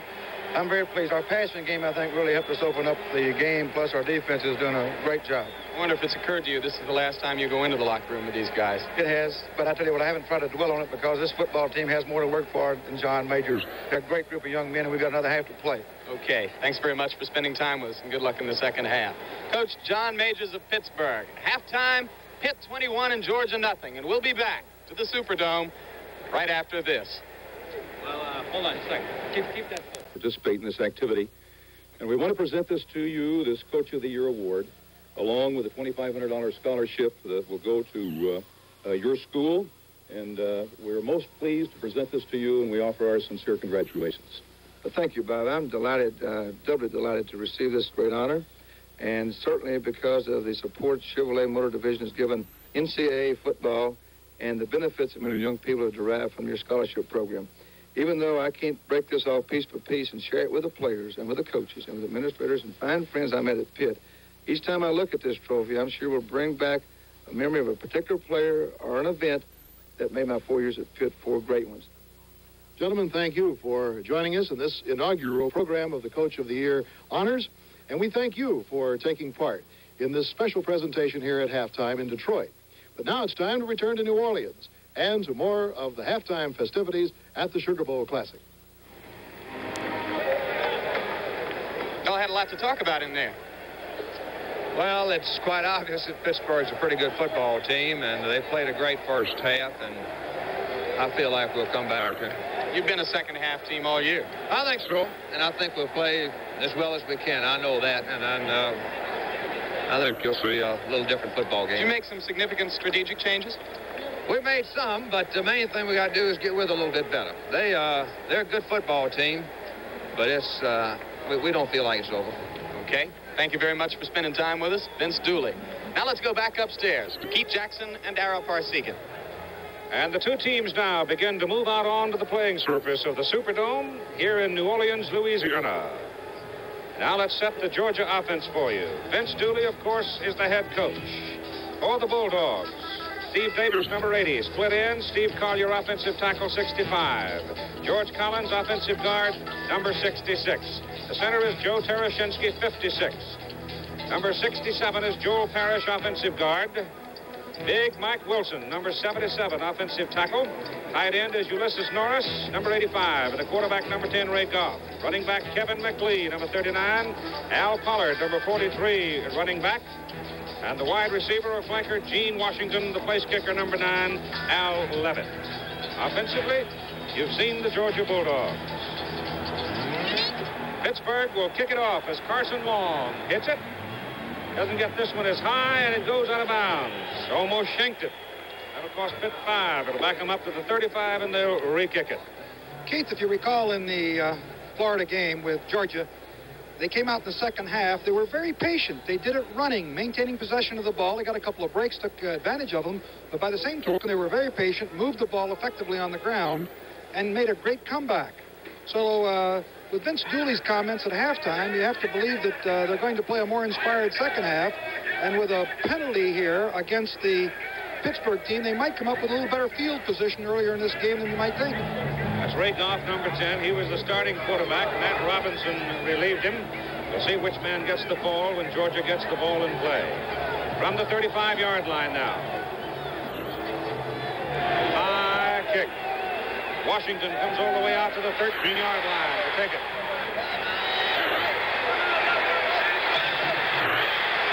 It's a good hard run by Gene Washington as he had to work his way around a lot of big herbies, and it's up across the 25 to the 26 where Georgia will have it. Ed Wilimowski, defensive end from Aliquippa for Pittsburgh. Defensively, Don Parrish, big tackle. Al Romano plays the middle guard position. Randy Holloway plays the other tackle spot, and Cecil Johnson, number 60, at the other defensive end. Linebackers, Arnie Wetherington, number 50. Both linebackers had a big first half. It is Ray Goff now at quarterback with Al Pollard and Kevin McLeod behind him for the Georgia Bulldogs. From the 25-yard line, the ball is handed off to the fullback Pollard. He runs into the middle, and he gets whacked hard by Holloway and Romano. The secondary for the Pitt Panthers, Jeff Delaney is the monster man. J.C. Wilson plays in the Pittsburgh defensive secondary. Leroy Felder had a pass interception in the first half. And Bob Jury was the leading interceptor with a total of 9 during the regular season. Second down, call it 8 yards to go for Georgia from the 27. Ball again goes to Al Pollard, and he's up to the 29-yard line, and that's all there is for it. So Georgia's going to be looking at third down and about 6 yards to go. Looks like they're trying to be patient. They've run 2 plays straight into the line. They've picked up about 5 yards. Oh, there's Eck Russell, huh? Yeah. I imagine Ert did some talking at halftime. Yeah, I'll guarantee it. Third down and 6. Kelly Terashinsky, Ulysses Norris. Terashinsky's out and Norris is in with Mark Hodge in a double tight end alignment now for the Bulldogs. They keep Gene Washington in, send him wide as a flanker. From the 9. Kevin McLean. Not much. They shut him off well there. That was a good goal line defense, and Pittsburgh has gone at this stage at the 9-yard line into man-to-man coverage, single coverage, so maybe Steve Davis or Gene Washington can break loose down here. They may have to throw it to get him in the end zone. Comment there on the Georgia passing for the season. Second down from the 9. Here it comes. Off to Washington. Can't find him, and he overthrows Pollard. Ray Goff had Pollard in an attacking posture that time as he could have cut and gone for the corner, but he couldn't get the ball to it. Well, Pollard came out as the third receiver flooding the side, and he had a little leverage there, but they didn't get the ball to him. And so it is third down from the 9. Davis coming back in now as they bring out one of those tight ends. It is Hodge coming out.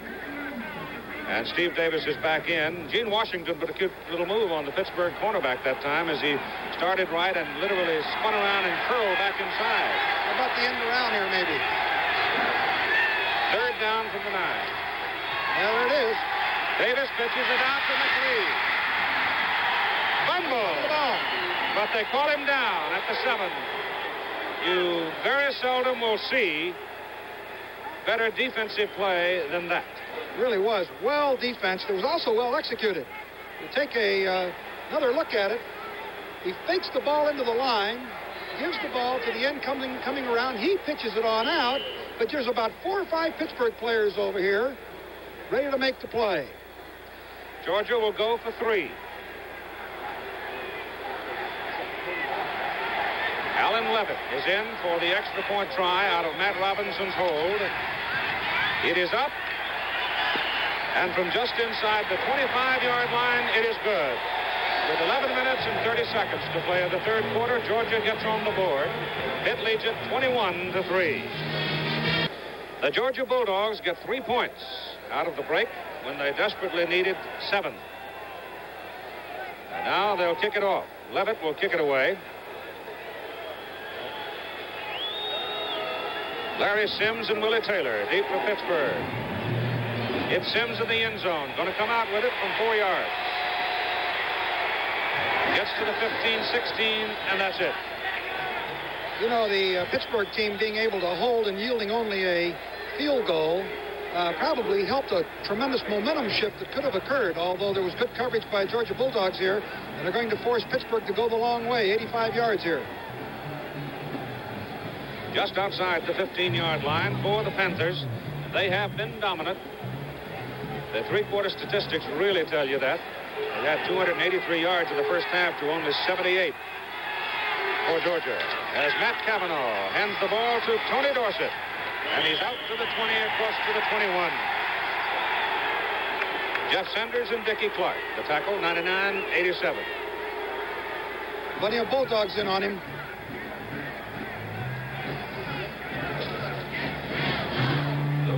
Dorsett has always been able to manage to break along when in the second half. He's a strong runner, a lot like Ricky Bell. He gets stronger with more carries that they have. Taylor and Jones both come left. Second down, 5. Cavanaugh kicks it. Gets a first down out to the 26, 27-yard line with Jim Griffith and Bobby Thompson making the stop for Georgia. I think we got a... Was that... looked like Elliott Walker that made a great block on the end there. He is better than an average blocking back in that backfield. I'll tell you that. He really is. I'll tell you. And of course, there's the stats there. 188 yards passing, 7 for 11 for Kavanaugh. And therein lies the story and the difference between the score. Also 4 turnovers for Georgia to now just 1 for Pittsburgh. First down. From the 26, it's Dorsett. Only gets 2 to the 28 before Griffith, Zambezi and company wrestle him down. Pittsburgh's been alternating their offensive formations more than I have seen them in previous games. They used an unbalanced line that time with the eye. They've used the pro set. They've used the veer look. They've used a lot of different looks in there. Double flankers to a side. Here they come out with the pro eye, it looks like. On 2nd down and 8 for Pittsburgh from the 28. Dorsett. Play is dead. Back at the 38-yard line, and it should be another first down. It's good blocking at the point of attack that time by the Pittsburgh offensive line. Here's a replay on Zambezi. He's blocked well. Driven off the line of scrimmage. He sheds the block and still gets in and makes the play. Exactly on the 38-yard line. First down, Panthers. They're controlling the ball game, in fact, dominating the ball game, leading 21-3. Elliott Walker over the right side to about the 42-yard line. Bill Krug, 42, first Bulldog to get to it. One time Pittsburgh comes out and runs just a plain eye, gives the ball to the fullback or the tailback. Next time they come out and run the veer. Next time they come out and run the true option. They're keeping the Georgia team pretty well off balance, and the versatility of the team is being well visualized here. At the 42. 2nd down, 6. Dorsett. There it is. First down, Pittsburgh at the Georgia 43-yard line as Mark Mitchell made the tackle. Great blocking on the right side of the line by Corbett and Message Berzosa. They really cleaned it out.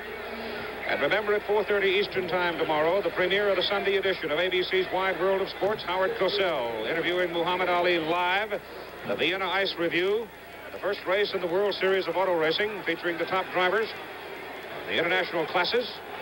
So we've got fun for you tomorrow on ABC's Wide World of Sports at 4:30 Eastern, 3:30 Central and Pacific over most of these ABC stations. Matt Kavanaugh, the quarterback. Had no chance for the option. He turned, went back the other way, and there were 2 Georgia players, and he managed to avoid one of them and got back to the line of scrimmage, maybe picked up a yard or 2. He got 3. He got 3 on it. By golly, he did. Looked like they had him all locked up. There's Parrish and Wilson, the right side of the Georgia offensive line. Okay, a couple All-Americans, too. Yep. Really good ones. 2nd down, short 7.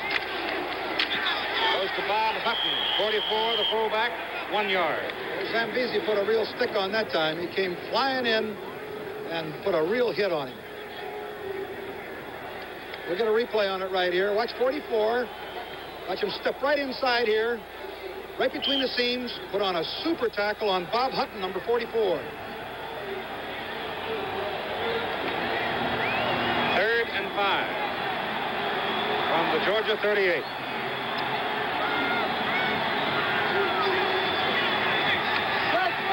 Kavanaugh's pass for Corbett, incomplete. They had a blitz on from the backside. Old Bill Krug, number 42, who makes a lot of things happen, putting pressure on. Dickie Clark looping, almost got to him, but the pass was high, and it is 4th and 5. And Larry Swider comes in with 7:12 to go in the 3rd quarter to punt.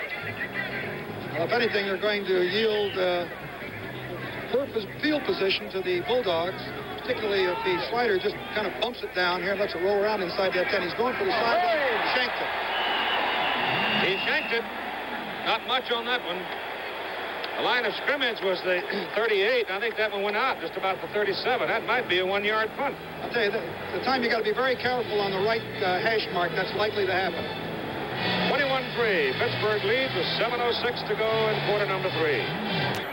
Preceding Wide World of Sports at 2 o'clock is the opening segment of Superstars for this year, and at 3:30 a very interesting American sportsman dealing with sharks. Thursday night here, Tony Dorsett got one of the great opportunities any young man can get. Tony's a communications major at the University of Pittsburgh. He was invited to do the sports segment on the air, live television at one of the local stations here in New Orleans. Said it scared him to death. He even fluffed his first line, but then read it fairly smoothly. Tony is somebody who progressed so far in 4 years, it's almost unbelievable. He was very shy as a freshman. Keith? Larry Swader got 2 yards on the punt. Georgia's ball at the 36-yard line. Goff turns it upfield. And Ray Goff runs for a first down from the 36 to about the 48-yard line, and he was really belted. Looked like he actually was faking the pass and really deliberately trying to run the football. He cleaned it out. He got outside the contain and picked up the first down. Looked good running. In case you're interested about trivia, the shortest kick in the Sugar Bowl history was a -2 yards from a gentleman named Horn at Clemson. 48-yard line, and Goff is gone. Matt Robinson in. Ray was shaken up on the play. Handoff goes to Kevin McLee, and he gets a yard as the defensive right side of the Pittsburgh line, led by Randy Holloway, and then Parrish joined the crush. So they throw him back. Randy Holloway got a lot of penetration, and McLee had no chance. Or was that Pollard? Oh, that was McLee.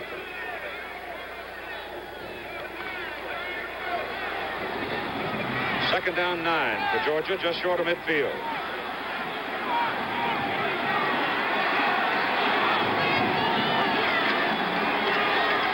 Robinson decked behind the line of scrimmage by Al Romano, the middle guard who fired and got through. That's the second time in a row that the defense, the Pittsburgh defense, has gotten tremendous penetration, and Georgia cannot operate along the line of scrimmage without controlling it. They're having difficulty with it. Don Parrish down on the field, number 68, Pittsburgh tackle. Lose him, you lose a lot. Looks like it might be a knee or an ankle, so we'll have a timeout here for Pittsburgh while they attend to Don Parrish, and Dan Zelahay will come in. A sophomore, number 79, replacing him with 5:56 to go in the third quarter of play, and Pittsburgh leading Georgia 21-3. We'll be right back. The Louisiana Superdome, with Pittsburgh leading Georgia 21-3, and Don Parrish has been helped off the field. It looks like a knee. Zelahay replaces him for the Georgia Bulldogs. It is third down and 10 from their own 49. They need a big play. They need some points.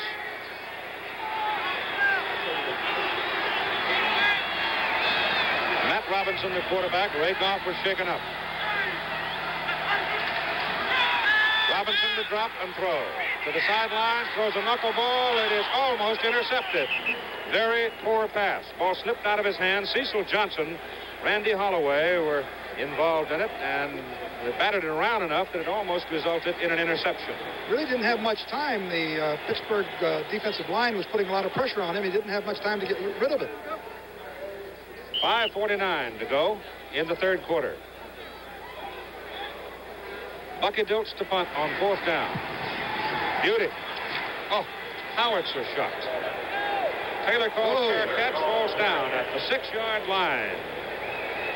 So Pittsburgh goes to work from the 6, leading 21-3. On January 16, we begin here on ABC and most of these ABC stations the United States Boxing Championship. We establish national title holders at all categories. So watch for that starting on January 16, right here over most of these ABC stations.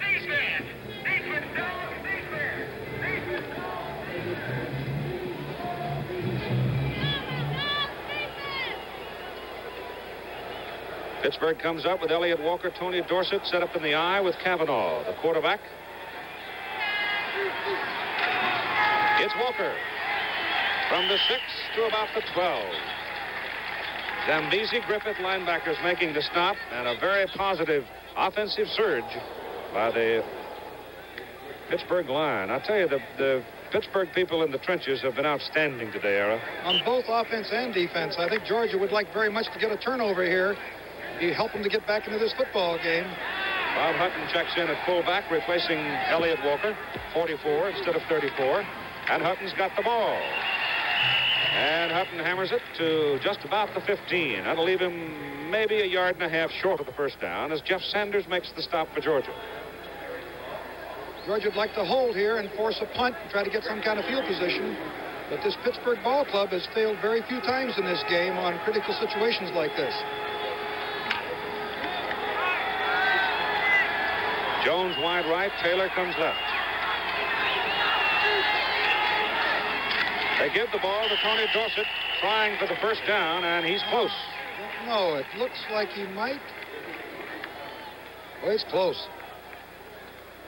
They'll measure. Tomorrow afternoon, ABC Sports kicks off the new year with the return of 3 great sports series, beginning at 2 Eastern Time, season premiere of The Superstars, featuring the veterans. At 3:30 Eastern Time, another season premiere, The American Sportsman. You'll see a shark-feeding frenzy in Australia. See Candice Bergen learn to drive a high-performance racing car. At 4:30 Eastern Time, ABC's Wide World of Sports in the season's first Sunday edition brings you a live interview with Muhammad Ali, a sensational Vienna Ice Review, and race number 1 of the World Series of Automobile Racing, featuring the leading drivers in every class. That's 3 exciting season premieres, beginning tomorrow at 2 Eastern Time, 1 Central and Pacific over most of these ABC stations. It is first down, Pittsburgh. Tony Dorsett has 100 yards on 22 carries, and he's gone again. Look out. Uh-oh. Wow.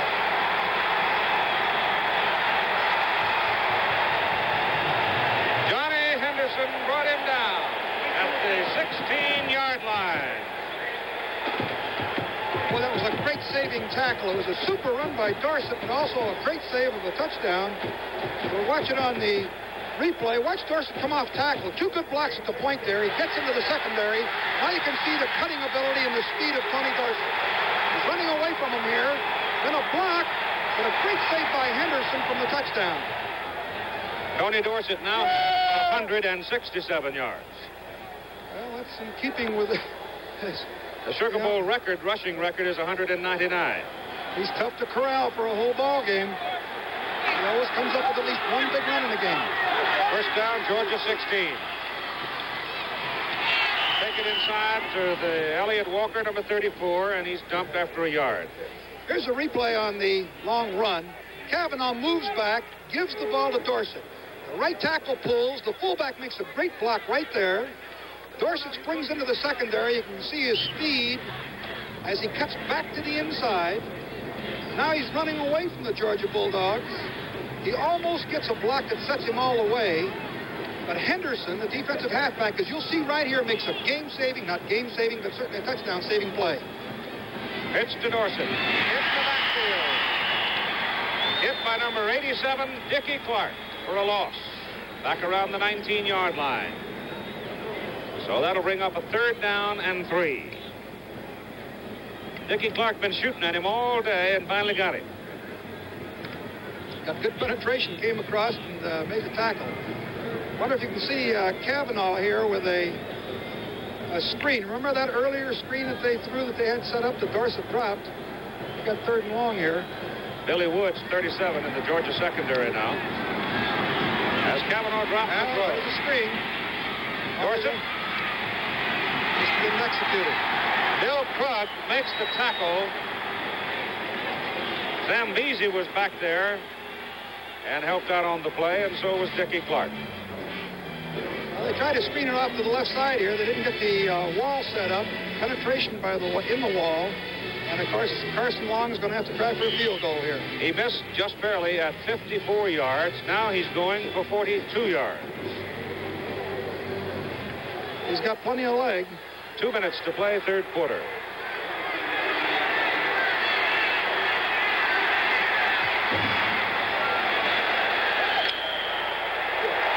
Good. Just got it in. And Pittsburgh builds its lead back to 21 points. With 1 minute and 50 seconds to go in the 3rd quarter. The score now is 24-3 Panthers. Here's Jim. Keith, when Pittsburgh goes back on defense, the Panthers will be without one of the key operatives in that great front line. Don Parrish, defensive tackle, has apparently badly sprained ankle. Will be out at least for the next couple of series and probably will not play again today. He's on the bench with the ice on it. And that breaks up the Parrish-Holloway-Romano front wall that's posed such difficulty for Georgia. Don Parrish sits out. Well, I'm glad to hear it's nothing serious, not a knee. As we look down from the Goodyear blimp, floating up over the city of New Orleans. Very cool day out there, but the old river is massive. Chuck LeBeau, the pilot, Billy Sullivan, the cameraman, Al Epstein up there handling the video, and now we come back down toward the Superdome, the Louisiana Superdome. And inside we come for Jeff Pyburn, dropping deep as Carson Long prepares to kick off for Pittsburgh. 24-3, Panthers lead.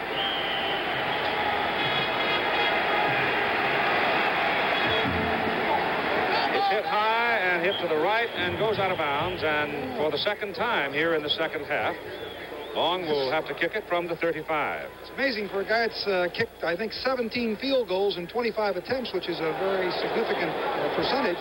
He's hit 2 of them out of bounds on kickoffs where he's got plenty of time to bump it. He holds a bundle of records, all the records at Pittsburgh for kicking. Well, let's see now. He's 45 for 45 in extra points. Well, that's not bad. And 17 for 25 in field goals. And, of course, that is an outstanding record. He missed that 54-yarder earlier and hit the 42-yarder. So his career list, though, look at that. 43 field goals in his career at Pitt. Second. All right. Let's see what we can do from the 35-yard line as Pyburn now comes up a little bit, hoping to get a little room with it. It's a very high kick. Jeff takes it at the 7. Uh-oh, they're trying to catch it here. Oh. Well, he tried to throw it back across the field to Willie McClendon, and Pittsburgh's coverage was good enough, and the kick was high enough that they were already down to clutter up the play, and he threw the ball out of bounds. Actually, he had a little room to run to the right side if he kept going. Right, he did. Well, they were trying to throw the ball across, trying to get all the Pittsburgh defenders covering the kickoff to one side of the field, and then throw it back and run down the left sideline, but it was an incompleted lateral. So here's Georgia in a bit of a hole as the ball is marked at the 12-yard line. They're down by 21 points with 1:43 to go in the third quarter. And Ray Goff back in at quarterback, coming out on an option. Oh, I tell you, you see that number 80, Ed Wilimowski, hand fight his way. He just kept stringing that play out. And there was no way that they could seem to get enough on him to get him out of the way. Well, they're trying to throw, and I should say the pass that he's rolling out into, they've got a coverage man in the left flat, a man in the soft spot or on the hash mark side, and he's backed up by another man. And I'll tell you, it's awful tough to throw into that. This is good coverage on the part of Pittsburgh. Second down, 8. Gain 2 yards. Goff keeps it. Puts his head down and lunges to very close to the 20-yard line.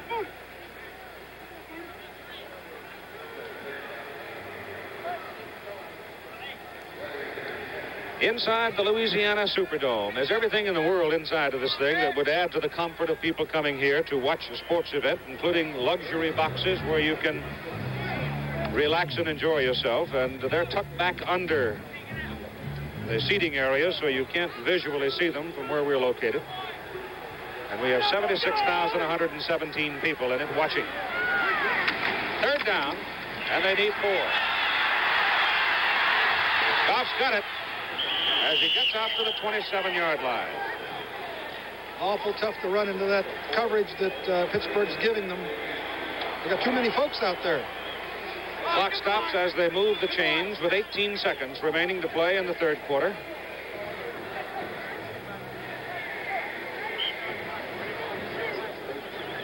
First down Bulldogs at their own 27-yard line. Now the clock starts going as they set the change down.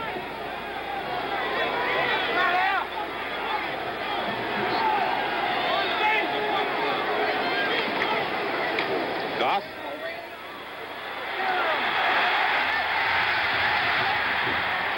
Knocked out of bounds as he gets it up to the 46-yard line. First down, third quarter is over. We'll be back after a word about an upcoming show on ABC and a message from your local stations. Ranked in the nation just 15 minutes away from locking up a national championship. You go back to the days of Jock Sutherland, I guess 1937. Pittsburgh was 9-0-1 the last time the Panthers claimed a national championship. This would be the first time ever that a Pittsburgh team has gone through a season fully unblemished over a 12-game schedule. If they can control the Georgia Bulldogs the way they have through 3 quarters, then they will have it in hand. Here's Ray Goff on first down, pitching the ball out to Kevin McLeod, and he turns it across midfield to the Pittsburgh 48-yard line. You know, Keith, the thing that makes it all the more dramatic is the fact that Pittsburgh had not had a winning season in a decade, and Johnny Majors turned them around and, of course, improved the record each year, and here he is with 14 minutes and 39 seconds from a national championship team. And it's 2nd down and 4, as you see the third quarter stats. Well, at 403 yards to 145 is the dominant Panther statistic, I think, in this game. Ray Goff hands the ball off inside. The try for the first down by the fullback, Al Pollard. He's across the 45, inside the 44. Looks like Al might have made the first down. Did. The ability of Pittsburgh to pass in this game and the inadequacy thus far of Georgia in the passing department. They've only had 18 yards passing, while Pittsburgh has had 183, has been very important. The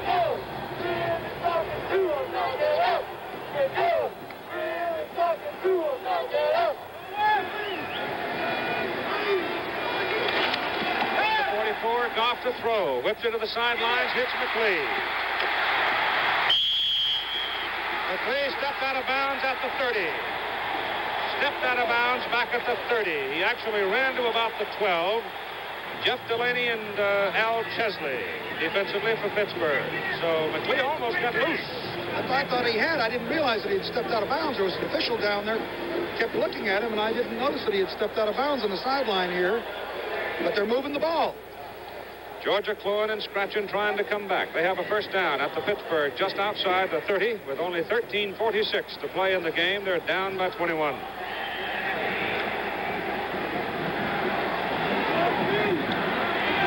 They seem to have more success with this set with the flanker and the split end away from one another rather than the double set. McLean hit hard as he gets to the 27 by Al Chesley, 55, a linebacker. Tried a little draw play, picked up about 3 or 4 yards on it. Pittsburgh deployed to protect the pass. McLean, 13 carries and 47 yards now. It'll be 2nd down, 6.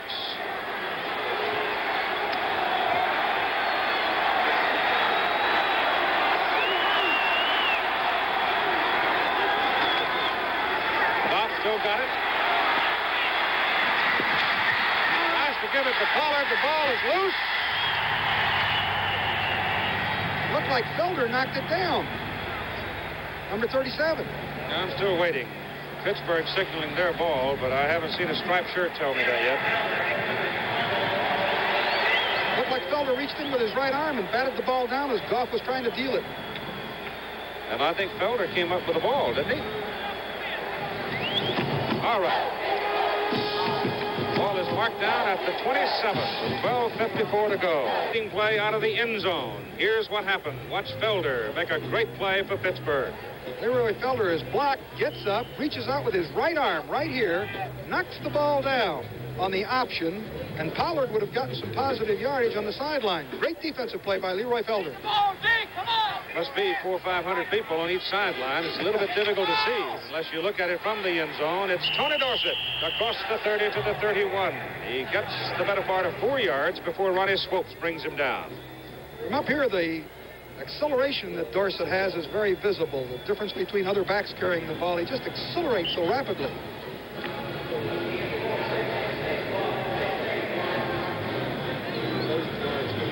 Twelve and a half minutes to go in the ball game. Cavanaugh goes to the sidelines. Pass is complete to Willie Taylor.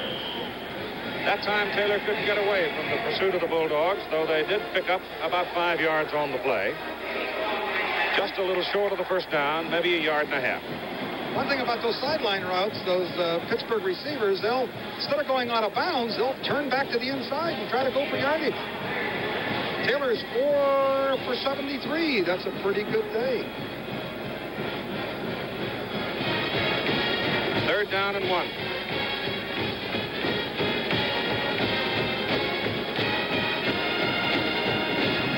Cavanaugh gets the one and some more. To the 44-yard 5-yard line before Billy Woods makes the tackle. So the Pittsburgh Panthers are controlling the football game with 11.5 minutes to play. Here's Jim. Ever since his fight earlier this fall with Ken Norton, a lot of people have been wondering precisely what is going to happen in the future of Muhammad Ali, what his health is like, what his fighting future is, who he would choose to fight in his next bout. Tomorrow afternoon on Wide World of Sports, Howard Cosell live with Muhammad Ali will discuss all of those things. The show also has the Vienna Ice Review and International Race of Champions. Tomorrow at 5 on Wide World. Keith? Dorsett's got the ball.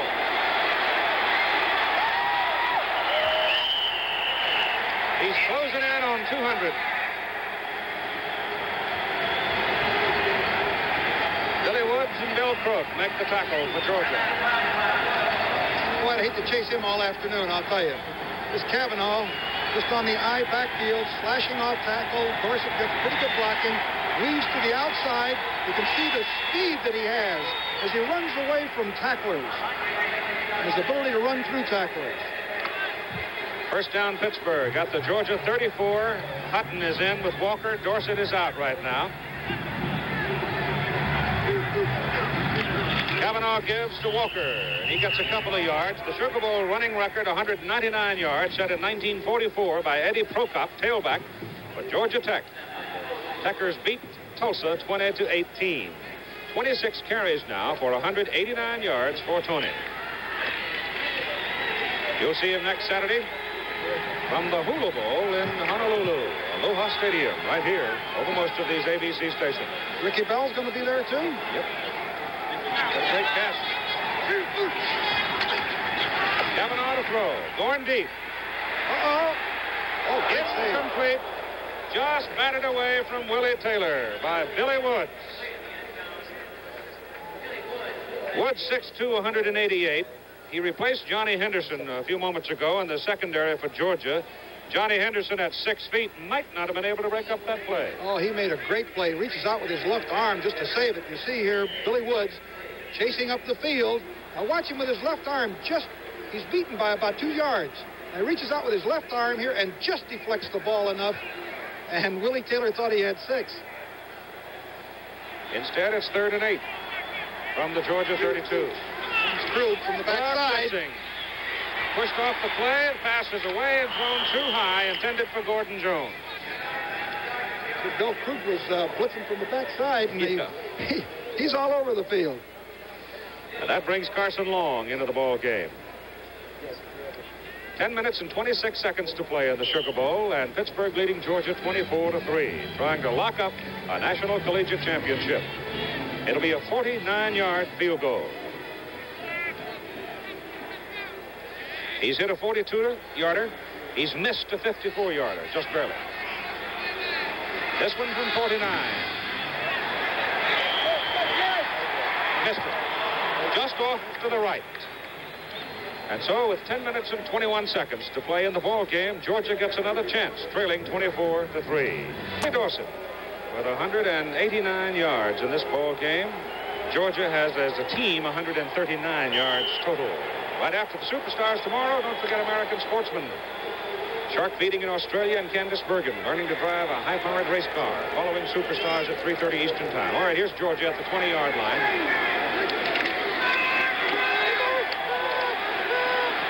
Long bomb. Oh! Gene Washington could not hold it. Steve Davis threw it. That's a play that beat Florida a year ago when they used that tight end to come around and throw to the flanker, and Davis delivered it right on the money. He really did. The ball went right through his hands. It would have been a big gainer. Well,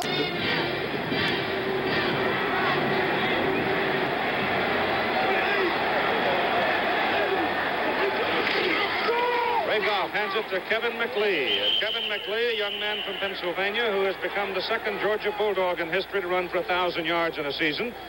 Frankie Sinkwich, the great old tailback, was the man who did it first, and McLee was the second. In wide left for Georgia.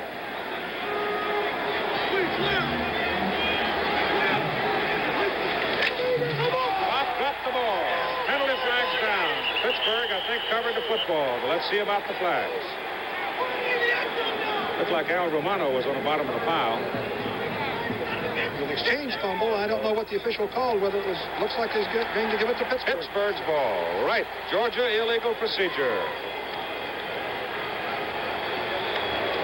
I don't know whether it looked like maybe the center snapped it a little bit late. Goff started to pull away, and might have been a problem on the exchange.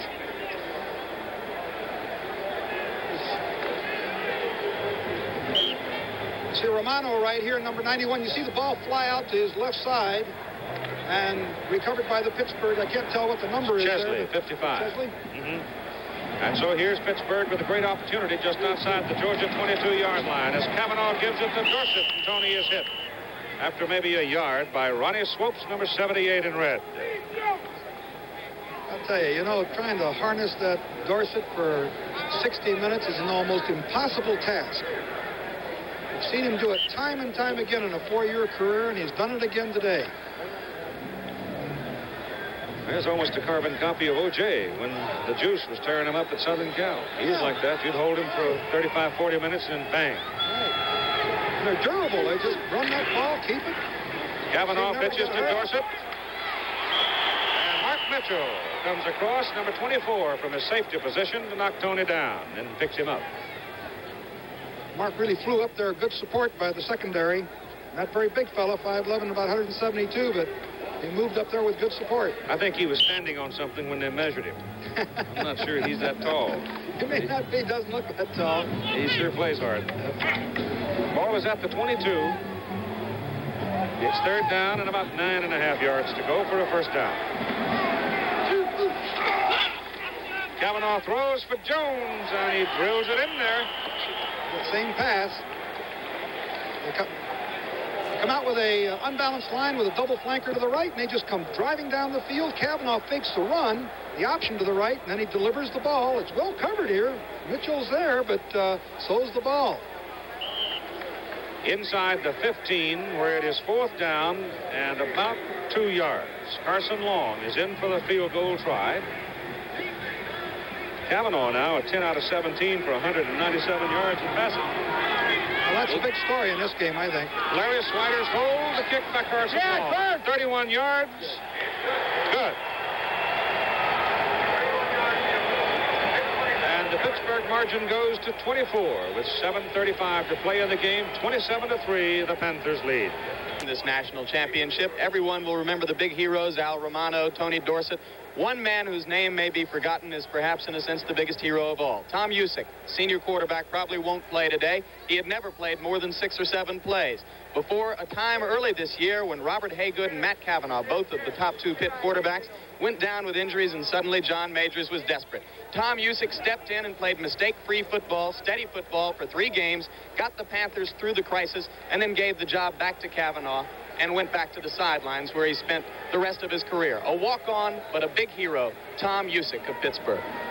Hey, old Tom's been very useful, too, in preparing teams because he's gifted enough that he can keep that Pittsburgh defense interested in the practice sessions. That's a big factor. Long kick to the goal line. Coming up at the 2, it is Washington. Trying to break out of the pack, can't do it. They get him up around the 18, 19-yard line. 17-yard return. 7:29 to play in the game, and you see a lot of people here looking up. Well, they're looking up at the screens that are hanging over the top of the Superdome to see themselves. Some of the coverage up there is apparently taken from our documentation of the game, and some of it is not. Everybody sitting down on the bench, looking up, watching the ball game on television, and if their vision happens to be obscured from the sidelines. Matt Robinson now in at quarterback for Georgia. Goes to the sidelines. The pass is complete to Jeff Pyburn. And Pyburn, out of a running back position, a freshman out of Athens, gets it up across the 30-yard line to about the 32. That should be a first down. I mentioned earlier that Al Romano and Tony Dorsett will be among a large group of outstanding college football players who will be off to Hawaii to play in the Hula Bowl, which you'll see live next Saturday at 4 Eastern, 3 Central Time over most of these ABC stations. Ricky Bell's going to be there, Vince Ferragamo of Nebraska, Rick Slager from Notre Dame. It's going to be an outstanding group of athletes who will have some fun playing in the Hula Bowl next Saturday. Matt Robinson drills it, pass all Picked off by number 14, just almost stolen by the monster man Jeff Delaney.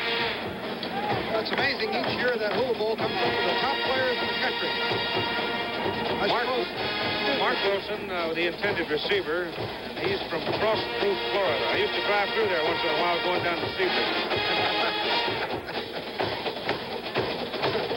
Not related to Big Mike Wilson, incidentally. Second down, they need about 6 inches. And then a small prayer to get it going again. Pittsburgh arguing for the interception. Romano had put the heat on, and James Wilson was the man who tried to make the interception. Took a little skip off the turf. Caught it on one bounce. Doesn't count in football. We're talking about reference to 6 inches. I don't want to mislead you, but you talk in terms of 6 inches. A couple of times in the ball game where just that much would have made so much difference, where Georgia could have completed a pass, where Gene Washington might have caught the ball over here and held on to it. Tony Flanagan, number 11, comes in now with 7:10 to play in the game, and Tony Flanagan at quarterback is smothered by Randy Holloway.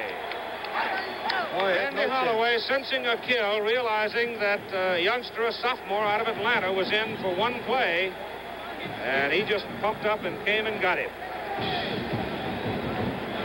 Holloway is a name that'll be very prominent next year. Yeah, I'll tell you, he's a great football player, and I'll tell you, this Pittsburgh team has been very impressive in all phases of the game today.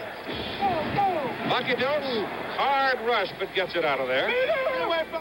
And it takes a Georgia bounce. Sure does.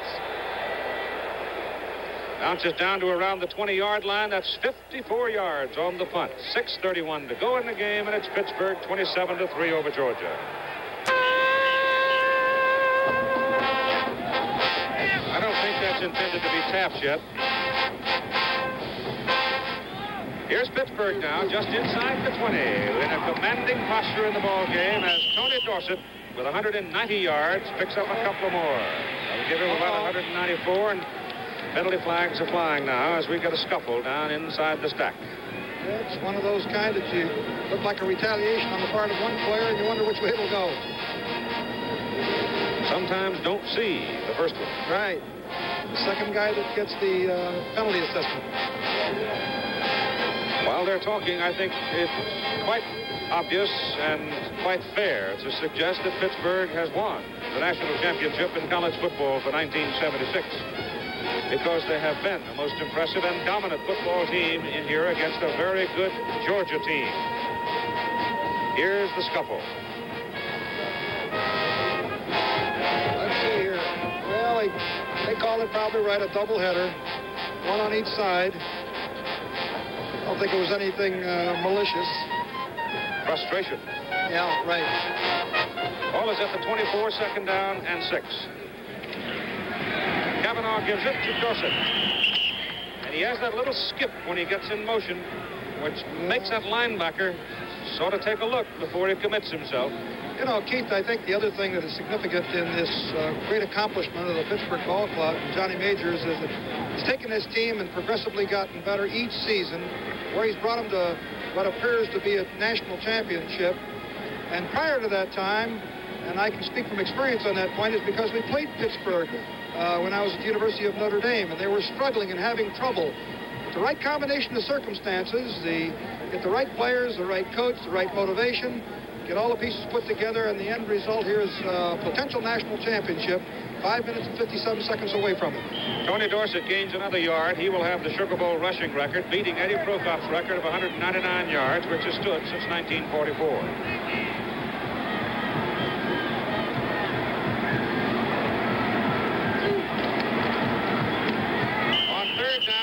Just inches to go for the first down. The quarterback Kavanaugh going for the first down. It would appear that he made it. There's the time, which now is the definite ally of the Pittsburgh Panthers. There's some trivia for you, Era, that only one other Heisman Trophy winner ever won the national championship with his team and played in a bowl successfully. He was a little bitty fella. Weighed about 152 pounds with a couple of rocks in his pockets. Now you got me guessing. I'll tell you in a minute. Kavanaugh gives to Dorsett. got at least a yard out of that play, so he's over 200. Give him 2 yards, make it 201.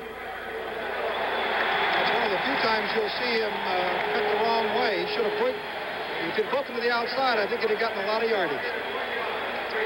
The fellow's name is Davy O'Brien from Texas Christian University when they beat Carnegie Tech 15-7 in the 1939 Sugar Bowl. Davy had 17 out of 27 for 225 yards and kicked a 20-yard field goal. But now Tony Dorsett has put his name in the Sugar Bowl record book with 201 yards, and he isn't through. And he gets another one the hard way. He really got pinched that time. Number 59, Louis Friedman, really popped him. You know, watching Dorsett through all these years and the remarkable yardage that he's piled up, his durability has been something to admire. Right. The backs carry that ball a lot of times. You got 11 guys shooting at him, going after him every play, every time they have the football. And he's in the line of the OJs and the Ricky Bells. And although he's much smaller than both of them, he's been very durable. It's 3rd down and 7. Going down the sidelines deep for Taylor. Did he get it? No. Momentarily. But almost, I'll tell you. Bobby Thompson playing him just as tough as he could possibly playing without fouling. Still had Taylor almost come down with it. And now there's 4 minutes exactly left to play in this 43rd annual Sugar Bowl football game. And the word will get around to Michigan and Southern California as they hitch it up for the Rose Bowl game later today. And Pittsburgh has been impressive. Larry Swider, long. Big one. They'll let it go, and they'll mark it down around the 13-yard line. That was a beauty. 54 yards by Larry Swider. Johnny Majors winding up his coaching career in Pittsburgh and heading for the hill country of Tennessee, his home. He becomes the football boss at the University of Tennessee. Tomorrow afternoon, ABC Sports kicks off the new year, returning 3 great sports series. 2 p.m. Eastern Time, Superstars featuring the veterans. Then at 3:30 Eastern Time, the American sportsman with a shark-feeding frenzy in Australia, and Candice Bergen learning to drive a high-performance race car. At 4:30 Eastern Time, ABC's Wide World of Sports. That's all tomorrow. And here's Flanagan in at quarterback. Whips the pass downfield in the hands of Leroy Felder, who's already intercepted one pass today, knocked down a lateral and recovered it. He'd have walked into the end zone job there if he'd have hung onto the ball. Pass intended for Mark Wilson. Number 37 has had a big day. He's leaving now, and Larry Felton, number 28, replaces him. He's from Cordele, Georgia, playing at Pittsburgh. 2nd down 10 from the 13. Flanagan going wide. Maybe a yard as Al Chesley, 55, brings him down. Chesley is a sophomore. He'll be back next year. And there's TD. A lobster? I don't know. Got a couple pictures on it anyway.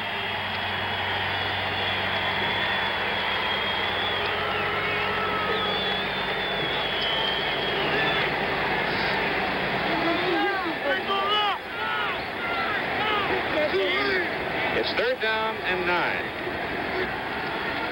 Flanagan, having lost part of his shirt, trying to throw it. Throws it incomplete. Pass intended for Mark Hodge, 88. Wide open. They just had a lot of bad luck today on their passing game. They've had people open, and they've either been overthrown, underthrown, or they've dropped the ball. Bucky Dilts is now in to punt for Georgia, and Bucky's had a decent sort of a day. He's punted 7 times for a 47.5-yard average. Wow. He's really been putting it up there, too. Jones is deep. Soft spiral. That's Taylor who's going to pack up and take it. Oh, look at the wall. Oh, he's got that one big block there. Gets it back to the Georgia 49. 45-yard punt and 11-yard return. Here's Jim. I'm on the bench with Tony Dorsett, who's had another in the long, long string of sensational games. Tony, congratulations. Thank you, Jim. I tell you, it couldn't have been a finer time for it to happen to me and my team. We were going for the #1 national championship, and I don't think it could have happened on a better day.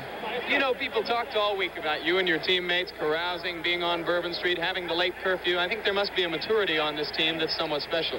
Oh, definitely. You know, we're senior-orientated, and, you know, Coach Majors, he considers his philosophy is that a bowl is a reward for an outstanding season. So you go down, the main priority is to win a ball game, but you're supposed to have fun also. A lot of you have played together for 4 years. I'm sure it's occurred to you this is the last time you're all together. Well, you see, we're all hugged up right here, right now. You know, this is the last time we'll play together, and it's been great. I couldn't get a better thrill out of beating a team other than Georgia, you know, because all week the fans were staying in a hotel with us, and they've been aggravating us all week, and tonight we're going to rub it in a little bit. Tony, quite a Cinderella story. 4 years ago, this was one of the worst football programs in the country, and now I don't think there's any doubt that you're number one. Well, we like to think that way. You know, we put a lot of hard work, a lot of sweat, a lot of sacrifices into this, and we come from number 100 to number 1 right now, and we feel right now we are the deserving number 1 team in the country. Did the talk of the Rose Bowl coaches get you up a little more? Well, you know, not really the Rose Bowl coaches, but Woody Hayes said that we backed out of the Orange Bowl, whatnot, to back into a national championship, which is what was not true.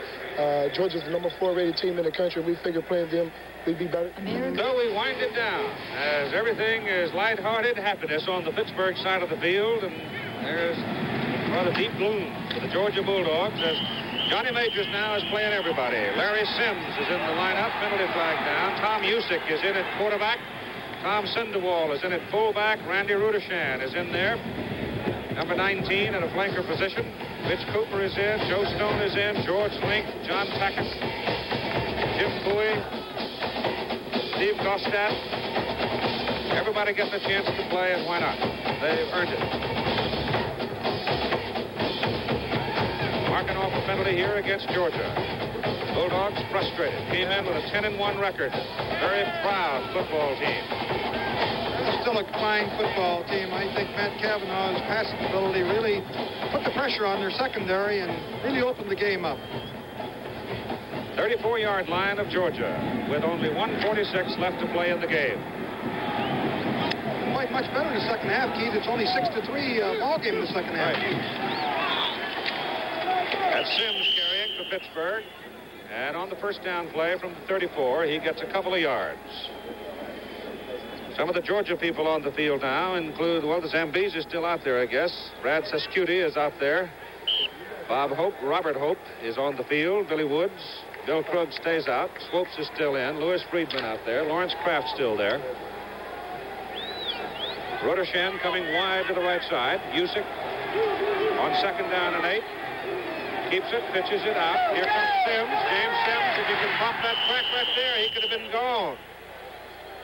Well, we got a new national champion, looks like, Keith, and this is a well-balanced football team. They went through a difficult schedule, opening up the season against Notre Dame there, which is always a tough chore. I can attest to that. And went through a pretty doggone difficult schedule. They're a well-balanced team. I think the thing that surprised Georgia is that this is not just a Tony Dorsett team. This is a football team that has a great kicking game, good passing attack, good solid defense against the rush, and a good pass secondary. 45 seconds to play in the ball game now, and time is called on the field. 46 seconds remaining, and Pittsburgh leading by a score of 27-3, and the national championship in their pocket.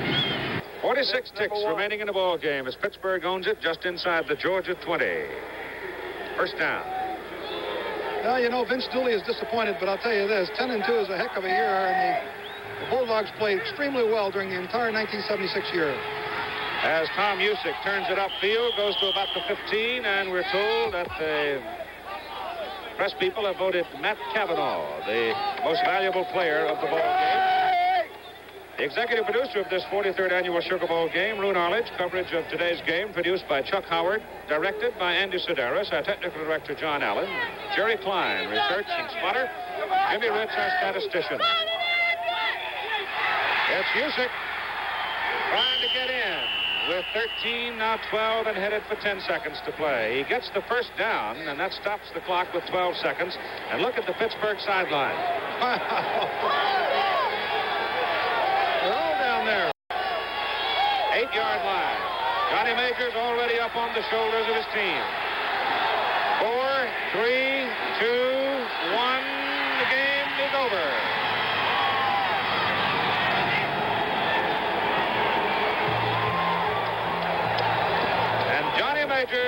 arrive across the field as the Pittsburgh Panthers defeat the Georgia Bulldogs 27-3, a dominating performance. And I, for one, would certainly not quibble with anyone who says they are the National Collegiate Champions, because they won them all. And they won this big one convincingly. Lift provided by the Goodyear Tire and Rubber Company, travel arrangements made through, and promotional fee paid by United Airlines. Fly the friendly skies of United where you're the boss. This has been a presentation of ABC Sports, recognized around the world as the leader in sports television. Pittsburgh 27, Georgia 3. Tomorrow, a day for reviewing the past and looking to the future. Harry Reasoner, Barbara Walters, and ABC's key domestic and foreign correspondents discuss 76-77, what was, what will be. Later, Barbara Walters takes you to the White House for a farewell visit with President and Mrs. Ford. Both tomorrow on ABC. Back in a more innocent time, big Westinghouse motors moved these heavy cars.